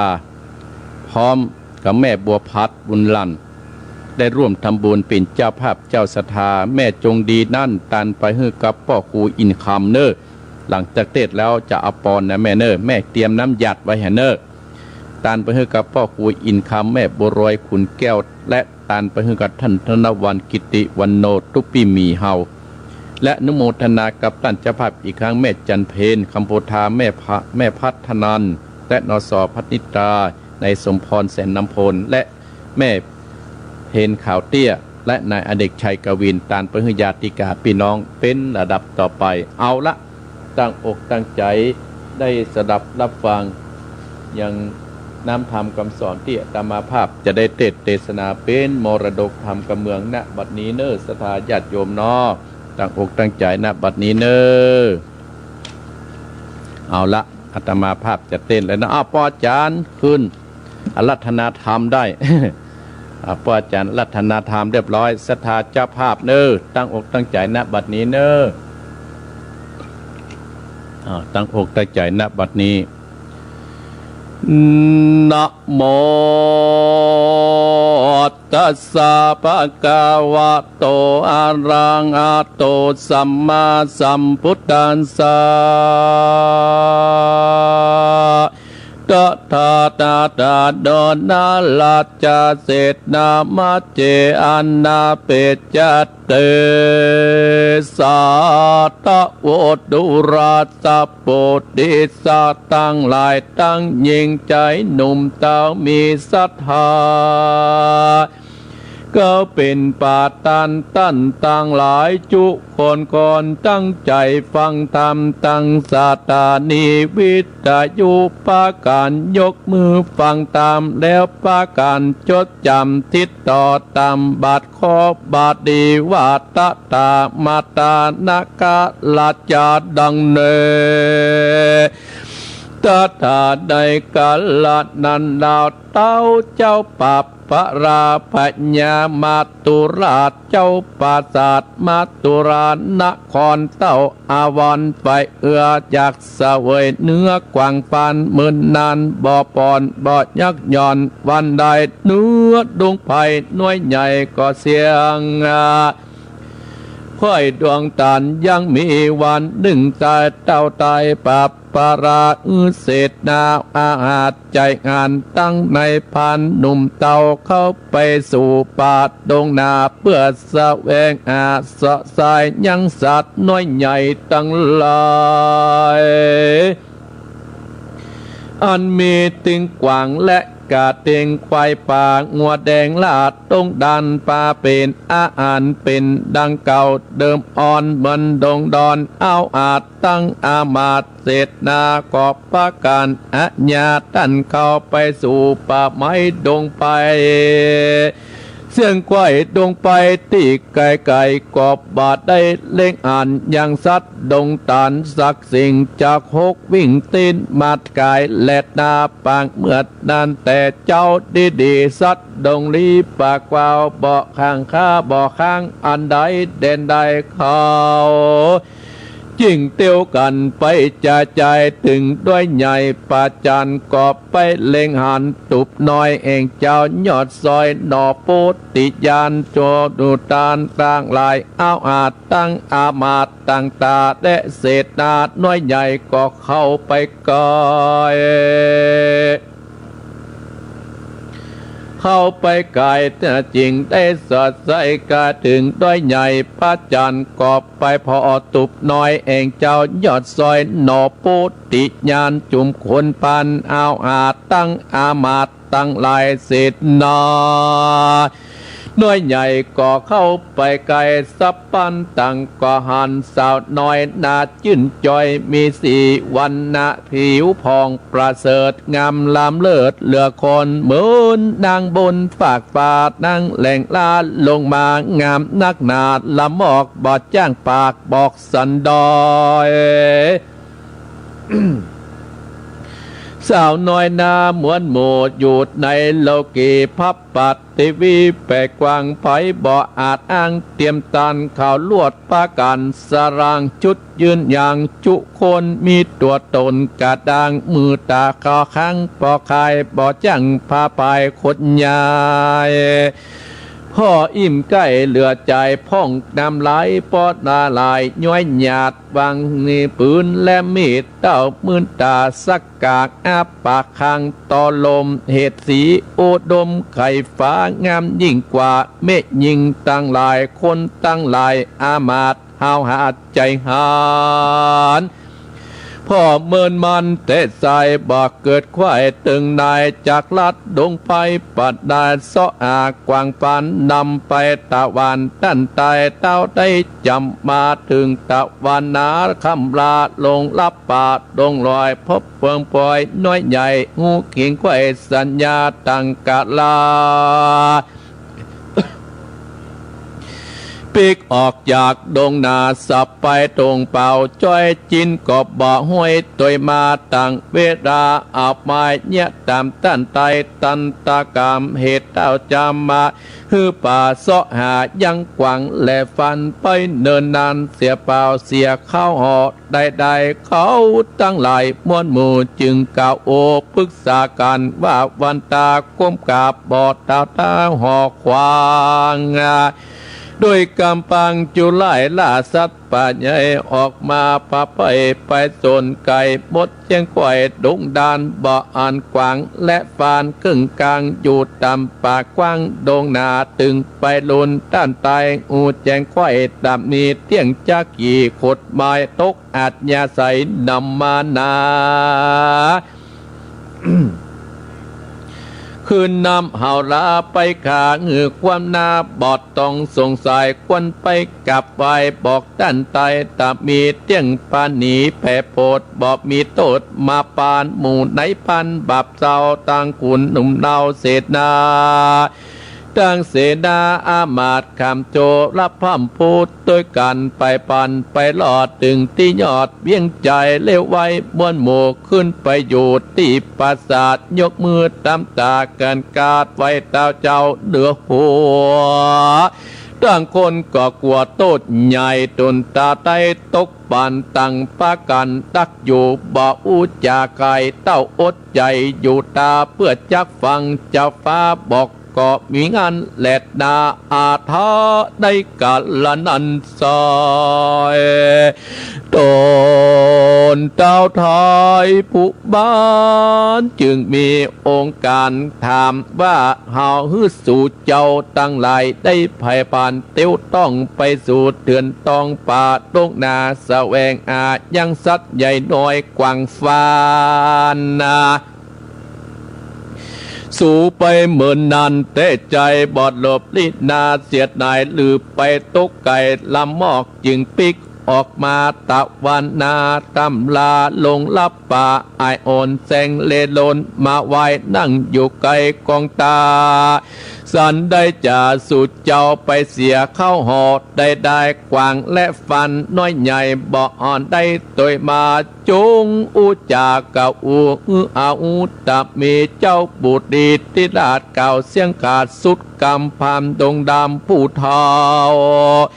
และอามาตเจ้าต่างตากอดตุนจากกับใบกะเด็ดตายตั้นเนื้อหัวเป็นดังตัวผู้กาพร้อมกันตัวนาลงลายไปปันแผ่วไปสู่ดาปาดดงนาตามลาดองค์การตั้นเตาพับหอจันเตาตั้งวันเมื่อก่อนบอลิจอนแดนดอยเตียวไปจะใจเสียงไข่ดงนากบบาหารสัตว์ป่าดงนาสักตัวมากายจริงได้ภายปันไปหลอดถึงยอดดอยผาจันได้ไปหันตุบน้อยห้องใจตามก้อยอันนาตาเมียมันนาดใจงามเหมือนดังฟ้าเบื้องบนสาวในเมืองคนลูกตายเปรียบเทียบบ่ได้ดิลีหันสาวจีปิลาดวันนาอาจกิ่งปลายผู้กาตั้งหลายม้วนหมู่บ่โหอาจขิงตอนใจเววนปั่นกวางตัวกาดดังตึงยืนส่องตะมืนสักกากอาปากคาเหมือนจะเป็นดังเสาจุคนเหตุใจลิงรู้ลืมคิงปอดนางแม่ยิงบอกไก่บอกอาจคดใหญ่ไปหน่อยถึงตะวันใส่กำลาหมูตูข้าตั้งหลายจุงยืนใหญ่เป็นหมูหูคิงตนก็ฟังปิกมาไว้ตั้นบัดนี้และนาตั้งสุดว่าพัญญามาตุลาดฟังโอกาสตุนสาแห่งในผ่านปานาผู้เต่าอามัดเก่าคนนายยินมีใจไก่งานดังนัดในโสปามีอัจญาปงกาดห้องอามาดเต่าผู้การจันนาแกวนใจมาอยู่ตีไก่บัดเดียวเร็วๆไวๆบอกเล่าว่าพวกเจ้าตึงตอนนาตะวันดาลุงเจ้าลัศมีพุ่งเลืองลายหมู่พึ่งจุงเลี้ยวไว้รีบตามไปสู่ดงนาปะไม้ไปนำใจอนาตากำปาออกจากป่ามาปานนำเอาตัวมันมาสู่ติดในปราสาทปังกาคุณอาสาแก่นใจรับอัจญา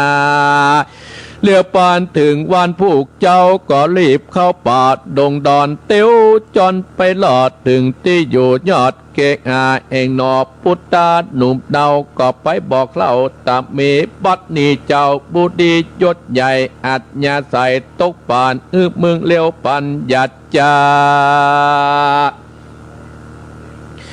ไปจิ้มไก่ข้าบัดเดียวดิบเดียวไปไหวตุนเต้าไตปูบานหน่อโปติญาณยอดใจกึดกะก้อยในใจยังมาเป็นกรรมจังไรเอาโอดอันเป็นโตดนาดนามย้อนอาจญาเองเต้ามาปัดเต้าออกกรรมเอาบอดได้กะตามผิดแต่เรา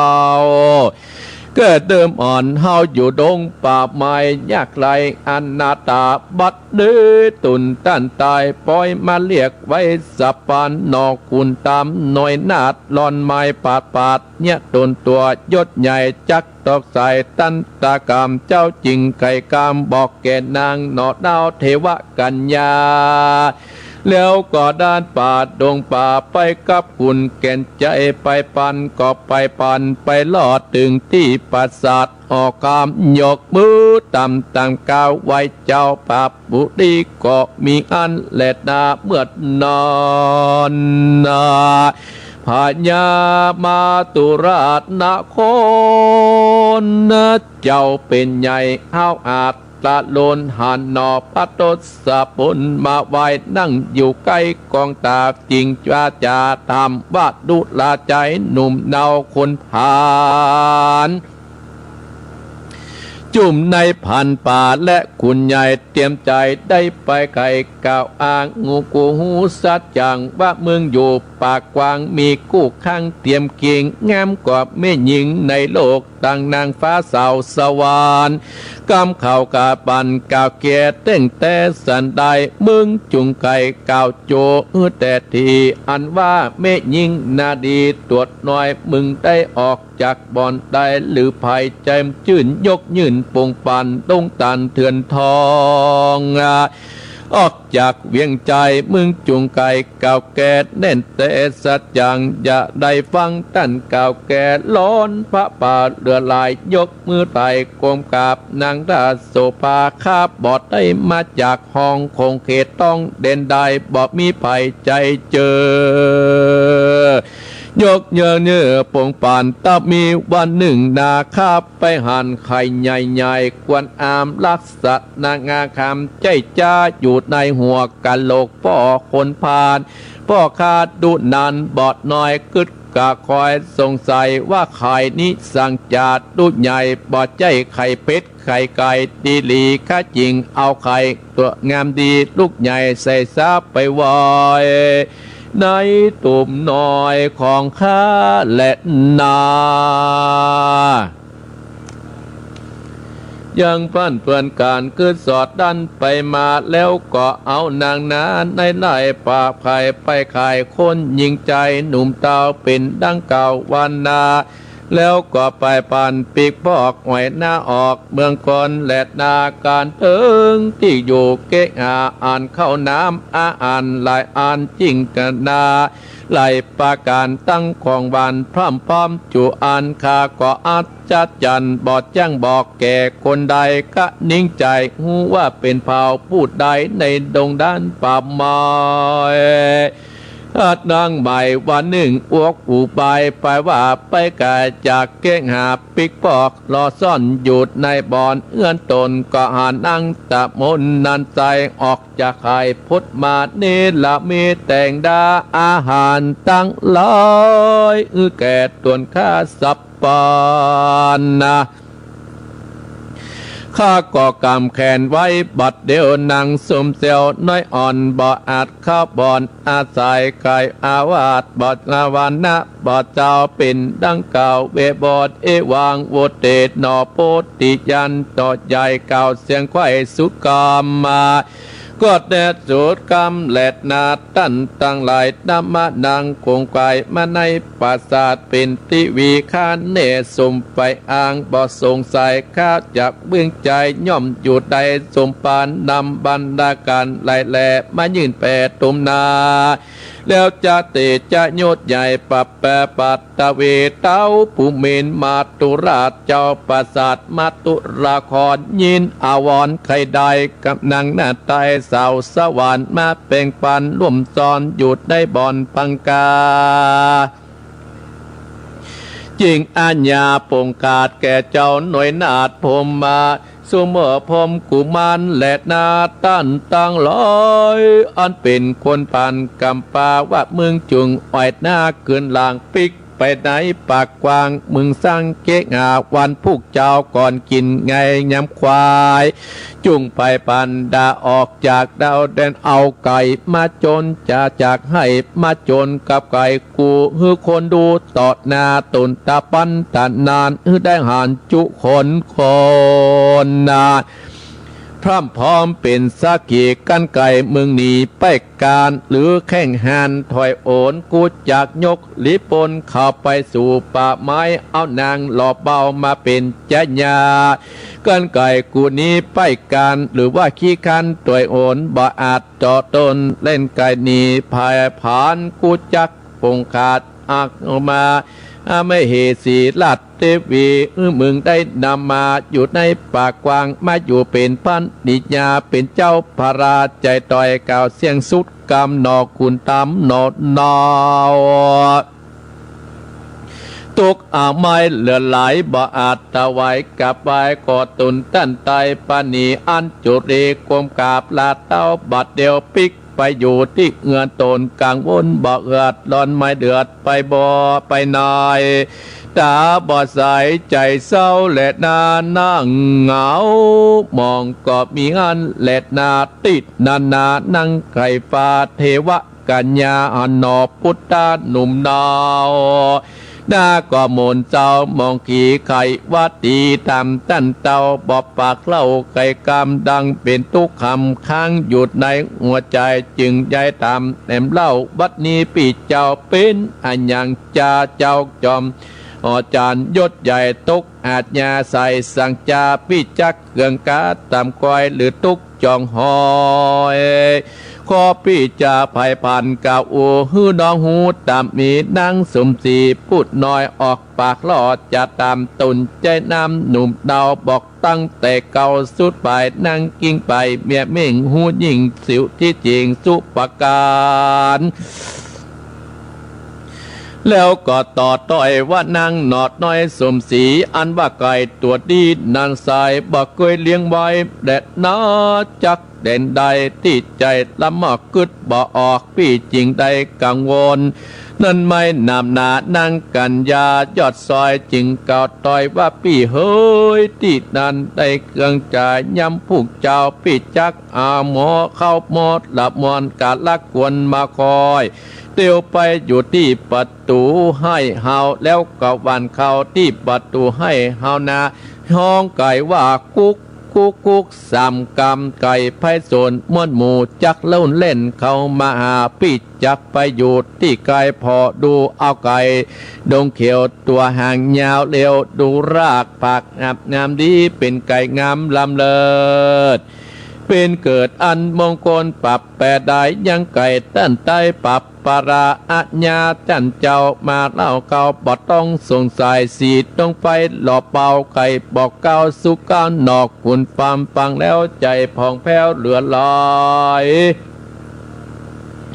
แล้วก็นอเต้าก็มีงานแหลดนาปุณนาติวัดเสวันลุนมาหลอดนอพระติวายบุญนาเยียกำบอกเล่าเองกันนอเต้าเทวกัญญาก็ได้ไก่ดงนาแต่ใส่ตามมากไฟกันิ่งไม้ไพ่พันไว้ว่องเข้าสู่ห้องเวียงใจหมู่คนในอามาตย์หันเจ้าหน่วยนาดกอกไก่มาต่อหน้าดังป้าป่าปงปานเขาก็ปากันกับไปตุนตันไตตามมีเจ้าบุตรีกอดใหญ่บาทลีลาออกจากปราสาทมาลงที่ร้านหลวงอันเป็นคนปานปวงฝูเฝ้าแหลดนาปงขาดอามาตตั้งหลายก็เอาไก่ตัวใหญ่ลงมาก็มีใจห้าวอาดหมู่คนตั้งหลาย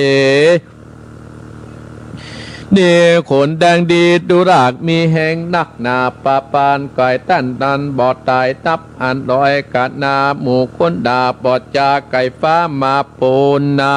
จุ่มคนอ่านได้โหรองสาสนเหตุโกเหตุกายจนตั้นเตาดุกงามเหลือลายส่วนกายแห่งใจต่ำกอย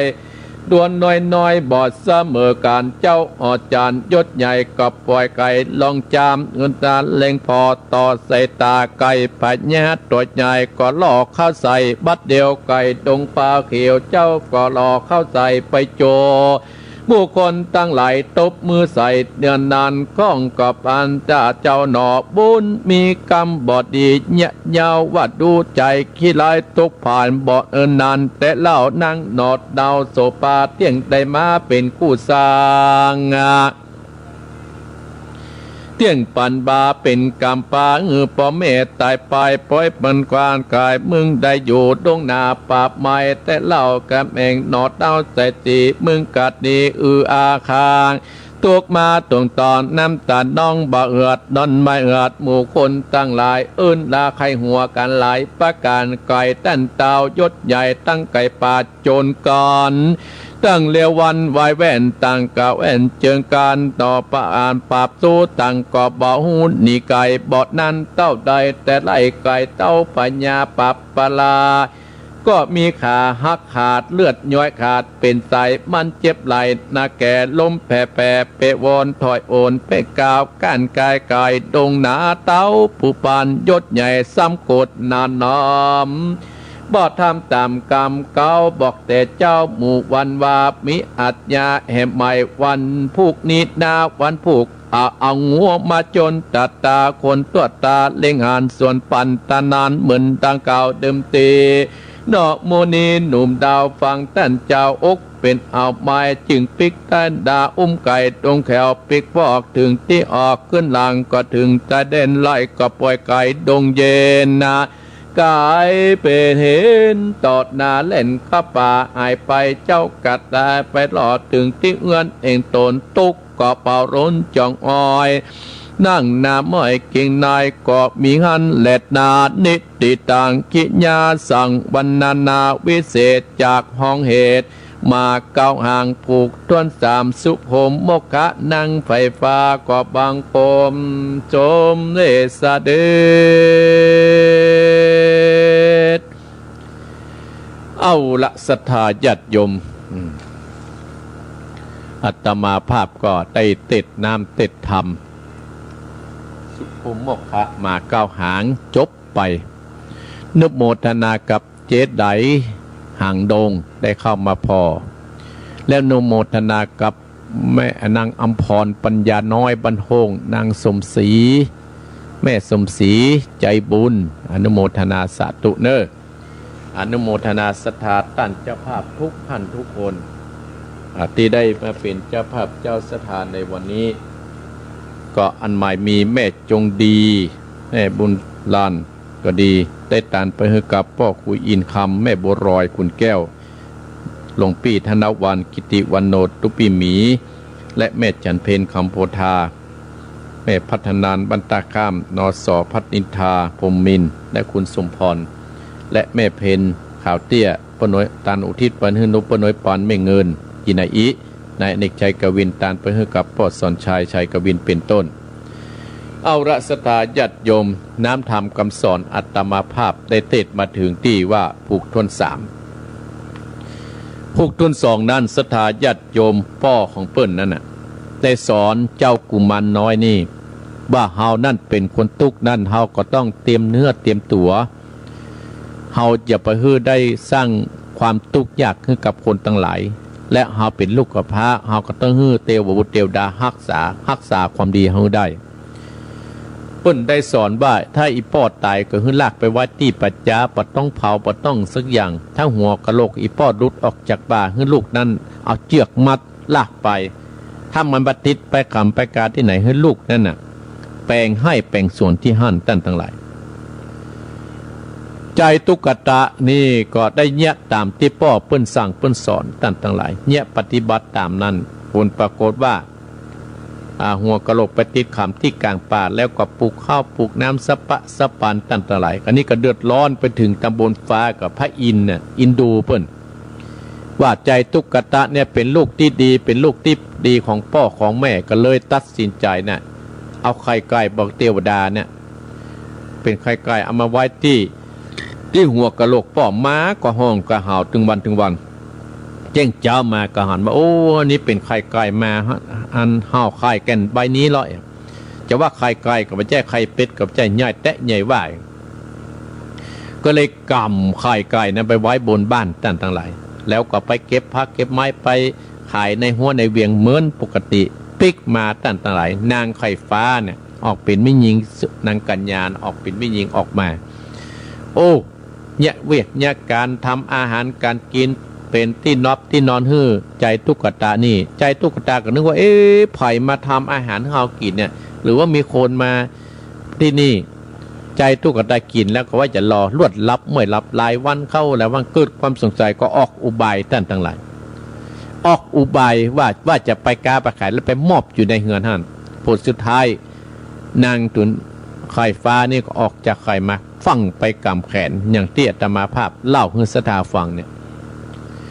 ญาติโยมมาถึงพวกนี้มีพญาชื่อว่าพญามัตตุราชเจ้าเมืองมัตตุรนครเจ้าเมืองเนี่ยศรัทธาญาติโยมอยู่มาวันหนึ่งบอกหมู่เสนาอามาตย์ตั้งหลายว่าโอ้พ่อพญาอยากกินเนื้อกวางเนื้อฟานเฮ้ยคือไปห้องปุพานป่ามาไปตัวกันไปไล่ล่าสัตว์เอาสัตว์หิ่งห้อยมาใครกินใครอยากกินจิ้นฟันแต่วันนี้ห่อข้าวหัวน้ำไปเน้อพญามัตตุราชนครเจ้าเมืองมัตตุราชนครนี่ก็จ่ายหมู่ทหารจ่ายหมู่พานป่าไปเสาะท่านทั้งหลายหมู่พานป่านี่ก็ไปเสาะแต่ท่านทั้งหลายว่าวันนี้มันเป็นวันไอ้ยางบาหันสัตว์หิ่งห้อยบาหันสัตว์มหันไก่ป้ามหันกวางมหันฟางเหมือนกับสกุตเตอร์อ่ะกึดในใจโอ้มันเป็นจะได้เนี่ยจมไปตั้งแต่หลายก็กลัวพญาเจ้าเมืองจะมีอัจญาว่าถ้าบ่ได้สักอย่างได้จะด่าหัวได้จะฆ่าขึ้นตายในพานป่าพร้อมหมู่ทหารตั้งหลายก็เตียวไปตั้งหลายเตียวไปโพสใส่ที่ดอยแห่งหนึ่งก็หันใจกระท่อมน้อยแขวลัก ไปหันใส่ตุบน้อยตั้งหลายโอ้ว่าจะไปขอกินน้ำอีพ่ออีแม่ไปสะดุ้งตกอกตกใจไม่ยิงคือนางเทวกัญญาเนี่ยเมียของใจตุ๊กตาเนี่ยใจตุ๊กตาเนี่ยเพิ่นไปค้าขายอยู่หานนางเทวกัญญาเนี่ยหมู่ทหารในพันป่าเนี่ยอ้าปากค้างไว้ตัวกระด้างมดตั้งหลายบางคนน้ำลอยน้ำลายปะย้อยมาหันไม่ยิงงามปะก้อยหันไม่ยิงงามในปัพฤทวีอย่างอีกงามแตะงามว่าพอดีไข่หอนนอนสถานเนาะเนี่ยเพื่อว่านางเทวดาลงมาเกิดเนี่ยโอ้เท่าหานเรียบร้อยแล้วสถานญาติโยมโจรตะวันน่ะใกล้ตกค่ำตะวันจะตกค่ำหมู่ทหารในพันป่านั้นหูขิงได้โอ้ไม่ยิงในงามแตะงามว่าตกลงอู้จากกันว่าบ่เดี๋ยวเนี่ยเฮามาเสาะสัตว์อิงห้อยบ่ได้เฮาก็เลยมาจะไปบอกให้นางอู้มันเหมือนกันเด้อพอถ้าอู้มาเหมือนกันเนี่ยเขาจะโดนคอขาดนะตกลงเรียบร้อยหมู่ทหารในพนปีกไปเมืองมัตตุราชนครตั้งแต่ไรมัตตุราชนครเข้าไปไหว้สาพญามัตตุราชบอกว่าพ่อพญาหันแล้วบอกว่าไหนสู่เขาไปเสาะสัตว์อิงห้อยยิงควานจิ้งควายเนี่ยยังบ่ได้กะโอ้มันเปลืองเข้าตอนเนี่ยในพันป่าก็จะบอกว่าพร้อมด้วยเสนาอามาตย์ผู้ใหญ่บอกว่าโอ้พ่อพญาตู่ฆ่าเขาเนี่ยกับไปแต่เนอแต่บ่ได้กระเต้วเข้าไปแพะในเข้าไปเลิกไปปะเศษตุบน้อยเนี่ยคนตุ๊กคนอยากอยู่กลางป่าไปหันใส่ไม่ยิงเนี่ยตั้งแต่ไหนเป็นเมียของใจตุ๊กตะนี่นะเขาว่าอีกเนี่ยงามแตะงามบ่าตะวันลงดอยข้าของหุคิงกันเลยปิกมาบอกเล่าให้พ่อพญามัตตุรนครเจ้าพญามัตตุราชนะเจ้าเมืองมัตตุรานครเนี่ยก็จะว่าโอ้เฮาข้าได้นางนี่มาคงจะคนทั้งหลายคงจะมาพอว่าความงามปิดจะใดก็เลยวางแผนตั้งหลายไปบอกไปยับเอาใจตุ๊กตะนี่มาหันดับไปมหันสถาญาติโยม ดับไปมาคืนมาละดับไปอีพ่ออีแม่ไปยับเอาใจตุ๊กตะถามต่างๆนามาถึงที่เมืองว่ามึงเนี่ยไปเอาไม่ยิงงามเหมือนกับเพื่อนเล่าเนี่ยกะใจตุ๊กตะก็เล่าตั้งแต่ที่อาตมาภาพเล่าตะกี้ว่าไปปะใส่ไข่ที่หัวกะโหลกพ่อแล้วก็ยับดาไปไว้ที่ห้านแล้วก็มาอย่างอี้เล่าจนจบทั้งหลายพญาเจ้าเมืองมัตตุราชนครนั่นน่ะก็คิดว่าโอ้ถ้าได้เมียไอ้นี้มาเป็นเมสีเนี่ยคนคงจะมาเอี่ยวพระพ่อเนาะ ก็เลยออกอุบายว่าเอาเพื่อจะอันเฮาพนันกันใจตุกตะเจ้าสุพมเฮาจะต้องเอาไก่จนกันแต่เฮาต้องพนันกันถ้าไก่มึงการเมียมึงจะต้องมาเป็นมเหสีกูถ้ามึงไก่มึงชนะเมืองเนี่ยกูจะยกให้มึงปกครองบ้านหัวละเอาเมียมึงเป็นมเหสีฮะปกครองบ้านปกครองเมืองใจตุกตะเขาบอกว่าเจ้าสุพมว่าโอ้ให้เอาไก่ที่ไหนมาจงกะเลยเตียวปิกบ้านตั้นทั้งหลายแล้วก็ไปนั่งหัวขดายที่เปิดท่านนางเทวกัญญาเมียของมันบาหารก็ได้ถามว่าไอ้ไปเมืองแล้วเป็นยังไงพญาเจ้าเมืองเนี่ยอย่างไอ้สร้างอย่างมานายสุพมกขะกุมารก็ได้เล่าตั้งแต่ต้นจนจบโอ้ประเดี๋ยวนี้เปิ้นจะเฮือเอาไก่ไปโจรก่อนนะย่านเปิ้นเอาตัวนะมาเป็นเพสีนะถ้าว่าไก่เฮาการไอ้ก็มันมีไก่ซักตัวเนี่ยมันมีไก่ซักตัวตั้งหลายบอกเมียเปิ้นก็เลยว่าอ๋ออีกก็ไปเอาข้าวไปเฮือไก่ที่ประตูให้เฮาเนิ่นแล้วฮ้องว่ากุกกุกกุกแล้วเอาไก่ที่ตัวปักเละปักงามได้ห่างเร็วๆเนื่อยเนี่ยห่างงามมันเอาไปโจรเต้ยเรียบร้อยใจตุ๊กตาเจ้าสุพมก็เลยไปทำตามที่นางเทวกัญญาเนี่ยหืดท่านบอกหืดแจ้งเจ้ามากับไปห้องแบบนั้นโอ้ก็มีก้อยออกจากป่าไม้มาท่านทั้งหลายโอ้หลายมาก็เลยยับเอาก้อยที่งามที่สุดเนี่ยจะไปโจรกับพญาเจ้าเมืองอีป้ออีแม่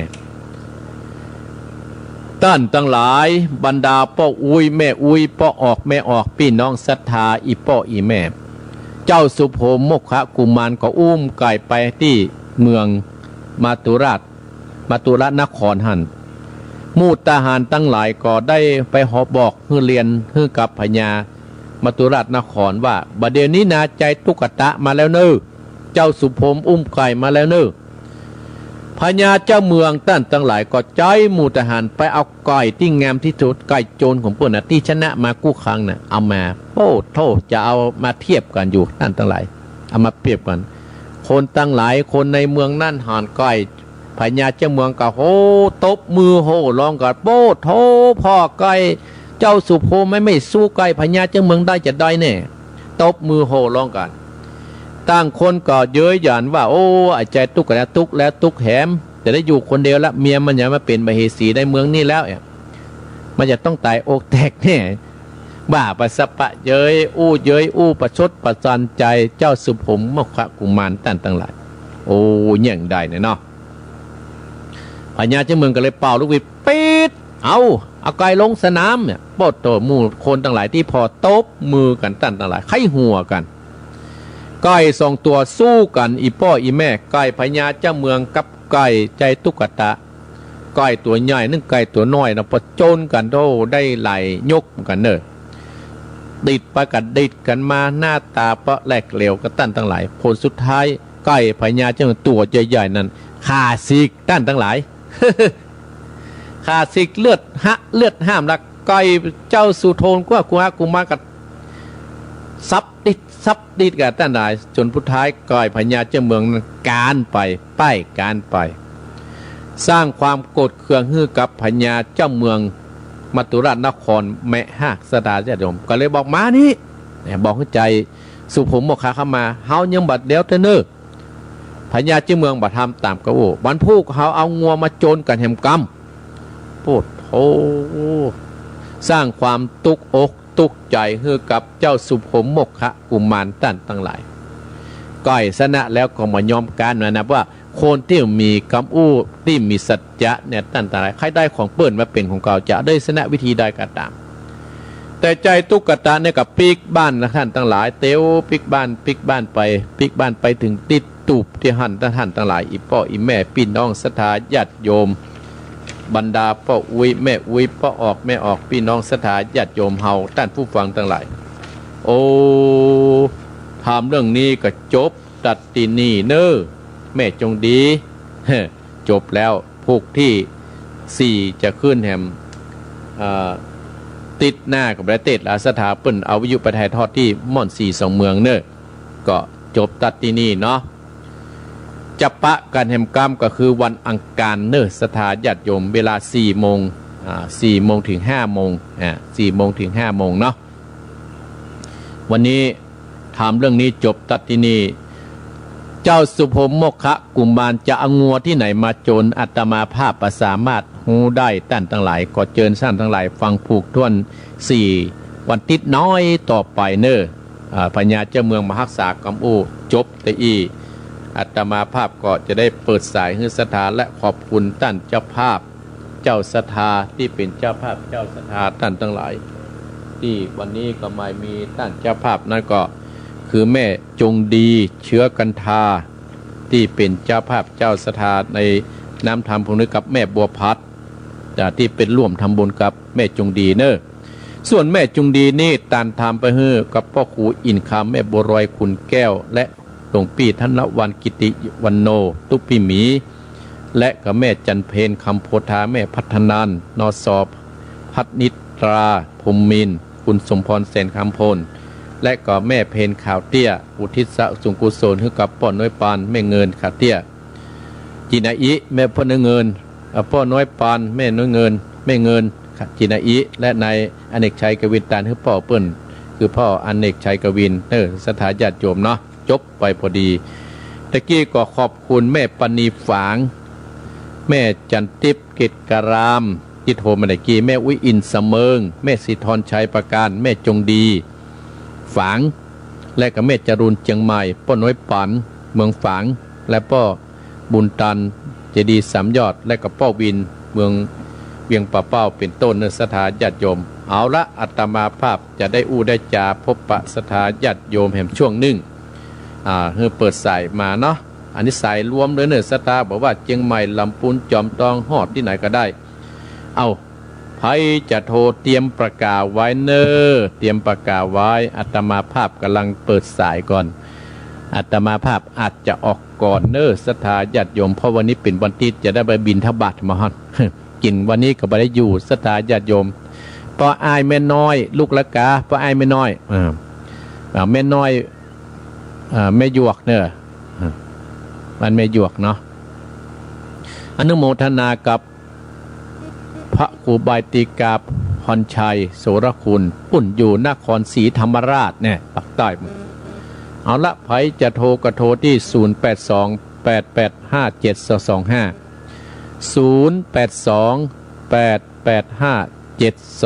0828857225 เนื้อสตาญาติโยม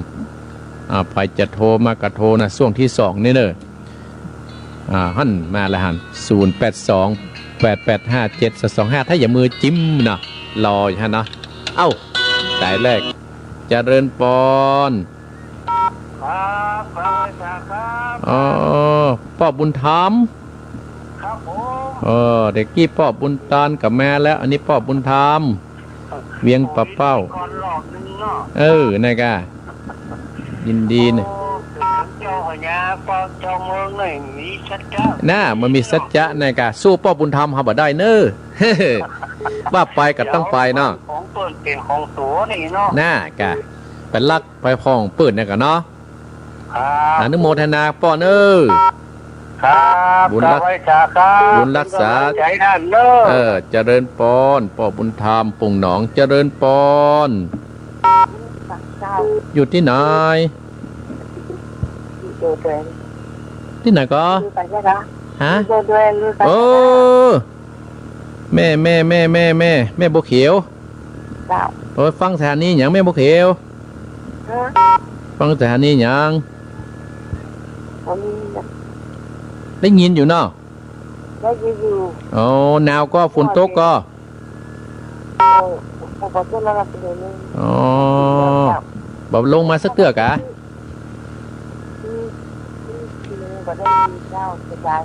อ๋อประเด็นนี้ดับไปหมดฮั่นเนี่ยยินดีนะแม่เนอ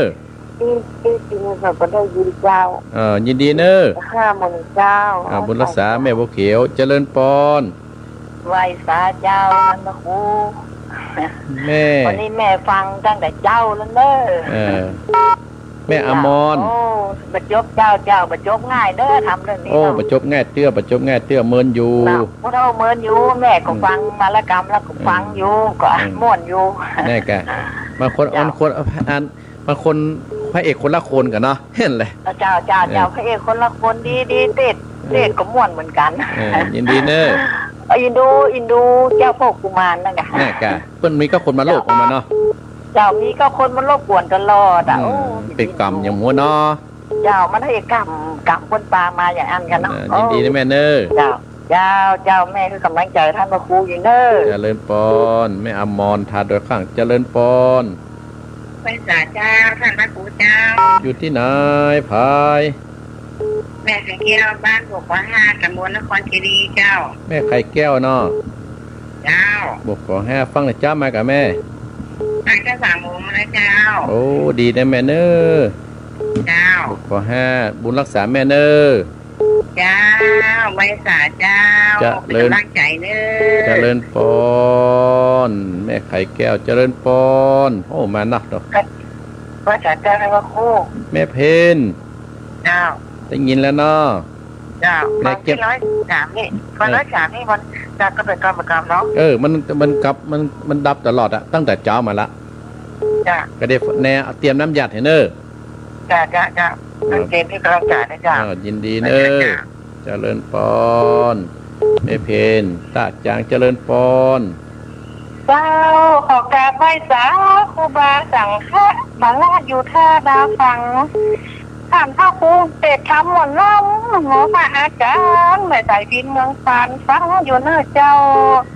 นำทำกรรมสอนบวรบ่เศร้าขอพระคุณจัดนักเป็นขึ้นสีขาวเสียงดังพังชัดดังเกี่ยวตรงต้านดอนใจที่แม่โทรมาข้างนี้แม่โทรเพื่อกำลังใจได้ฟังหัวใจกับม้วนใจเนอะเจ้าทางพระครู โอ้สุดยอดในแม่ใส่พินเนอะมาจดเป็นเตี้ยเป็นเตี้ยเนาะ กำลังใจทางพระครูเนอะ ขอบคุณแม่ใส่พินเนอะ เจ้าขอเอากราบอนุโมทนาสาธุด้วยกุฏิคุณเป็นเจ้ากันเทศกันธรรมเนาะเจ้าเนาะ ขอบคุณแม่เนอะ เจ้ากราบไหว้สาเจ้าสาธุเจ้า เจริญปอนแม่ใส่พินต้องสั้นลำปางเป็นข้าวเป็นจอยเนอะเจริญปอน ไหว้สาเจ้าครูเจ้า อยู่ที่ไหน ยังพระเจ้าเจ้าวัดตรงหนองเจ้า ปุ้งน้องกับแม่ เจ้าไม่นิดเจ้า แม่ยังก็เนี่ย ไม่นิดเจ้า โอ้แม่นิดที่เคยร่วมทำบุญการแต่มาโดยตลอดอยู่ใกล้บ้านพ่อบุญธรรมว่ะ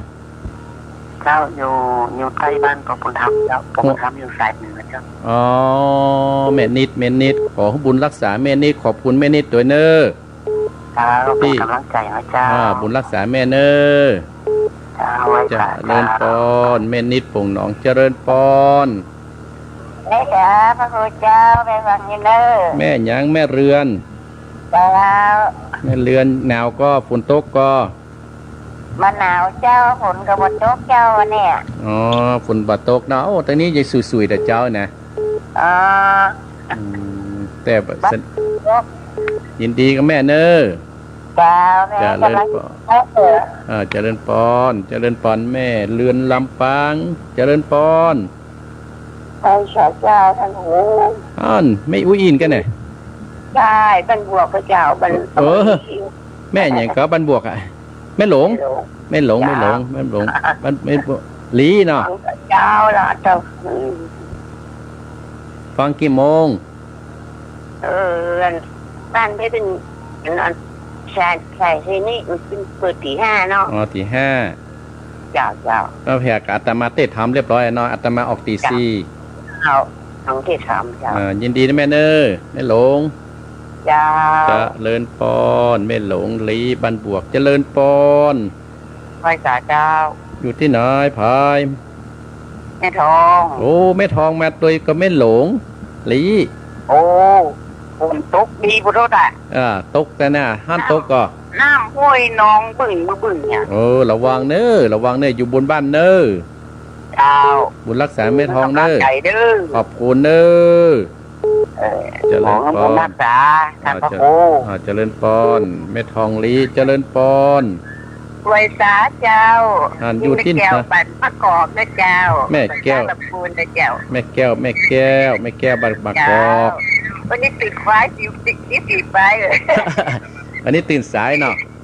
จ้าอันนี้จะบ้านตอนบ่ายตัวเนาะ4 โมง 5 โมงอ่ะเพื่อมันจะเห็นกินเนาะ ตั้งเจ้าบินรัดดีกว่าเนาะ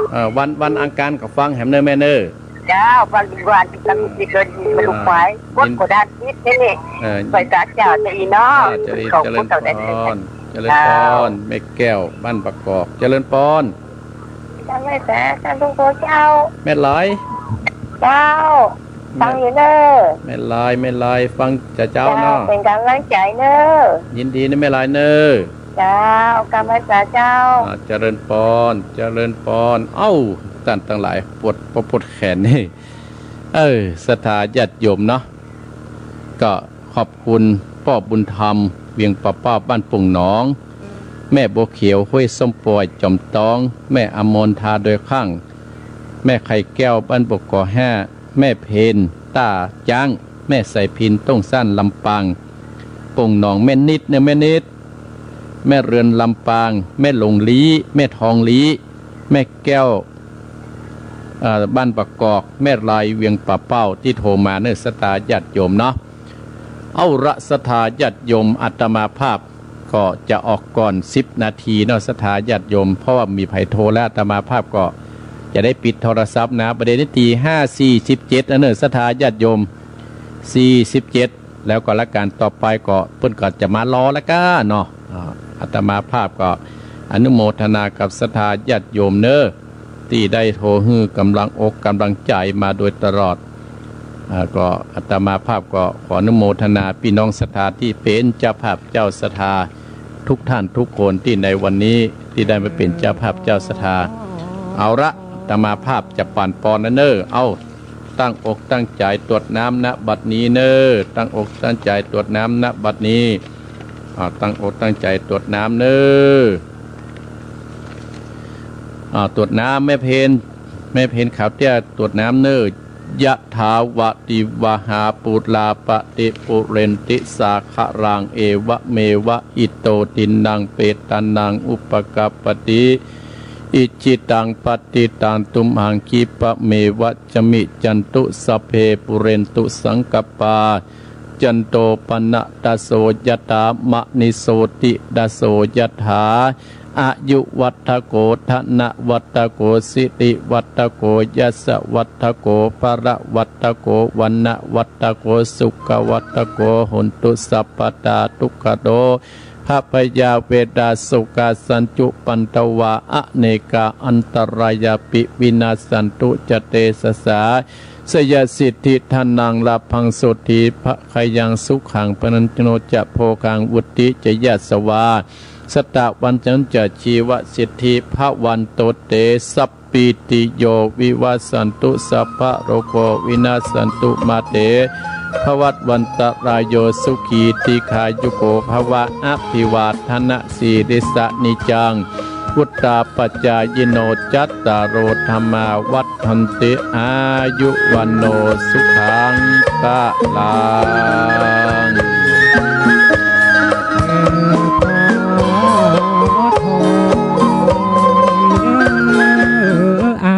วิธีเลย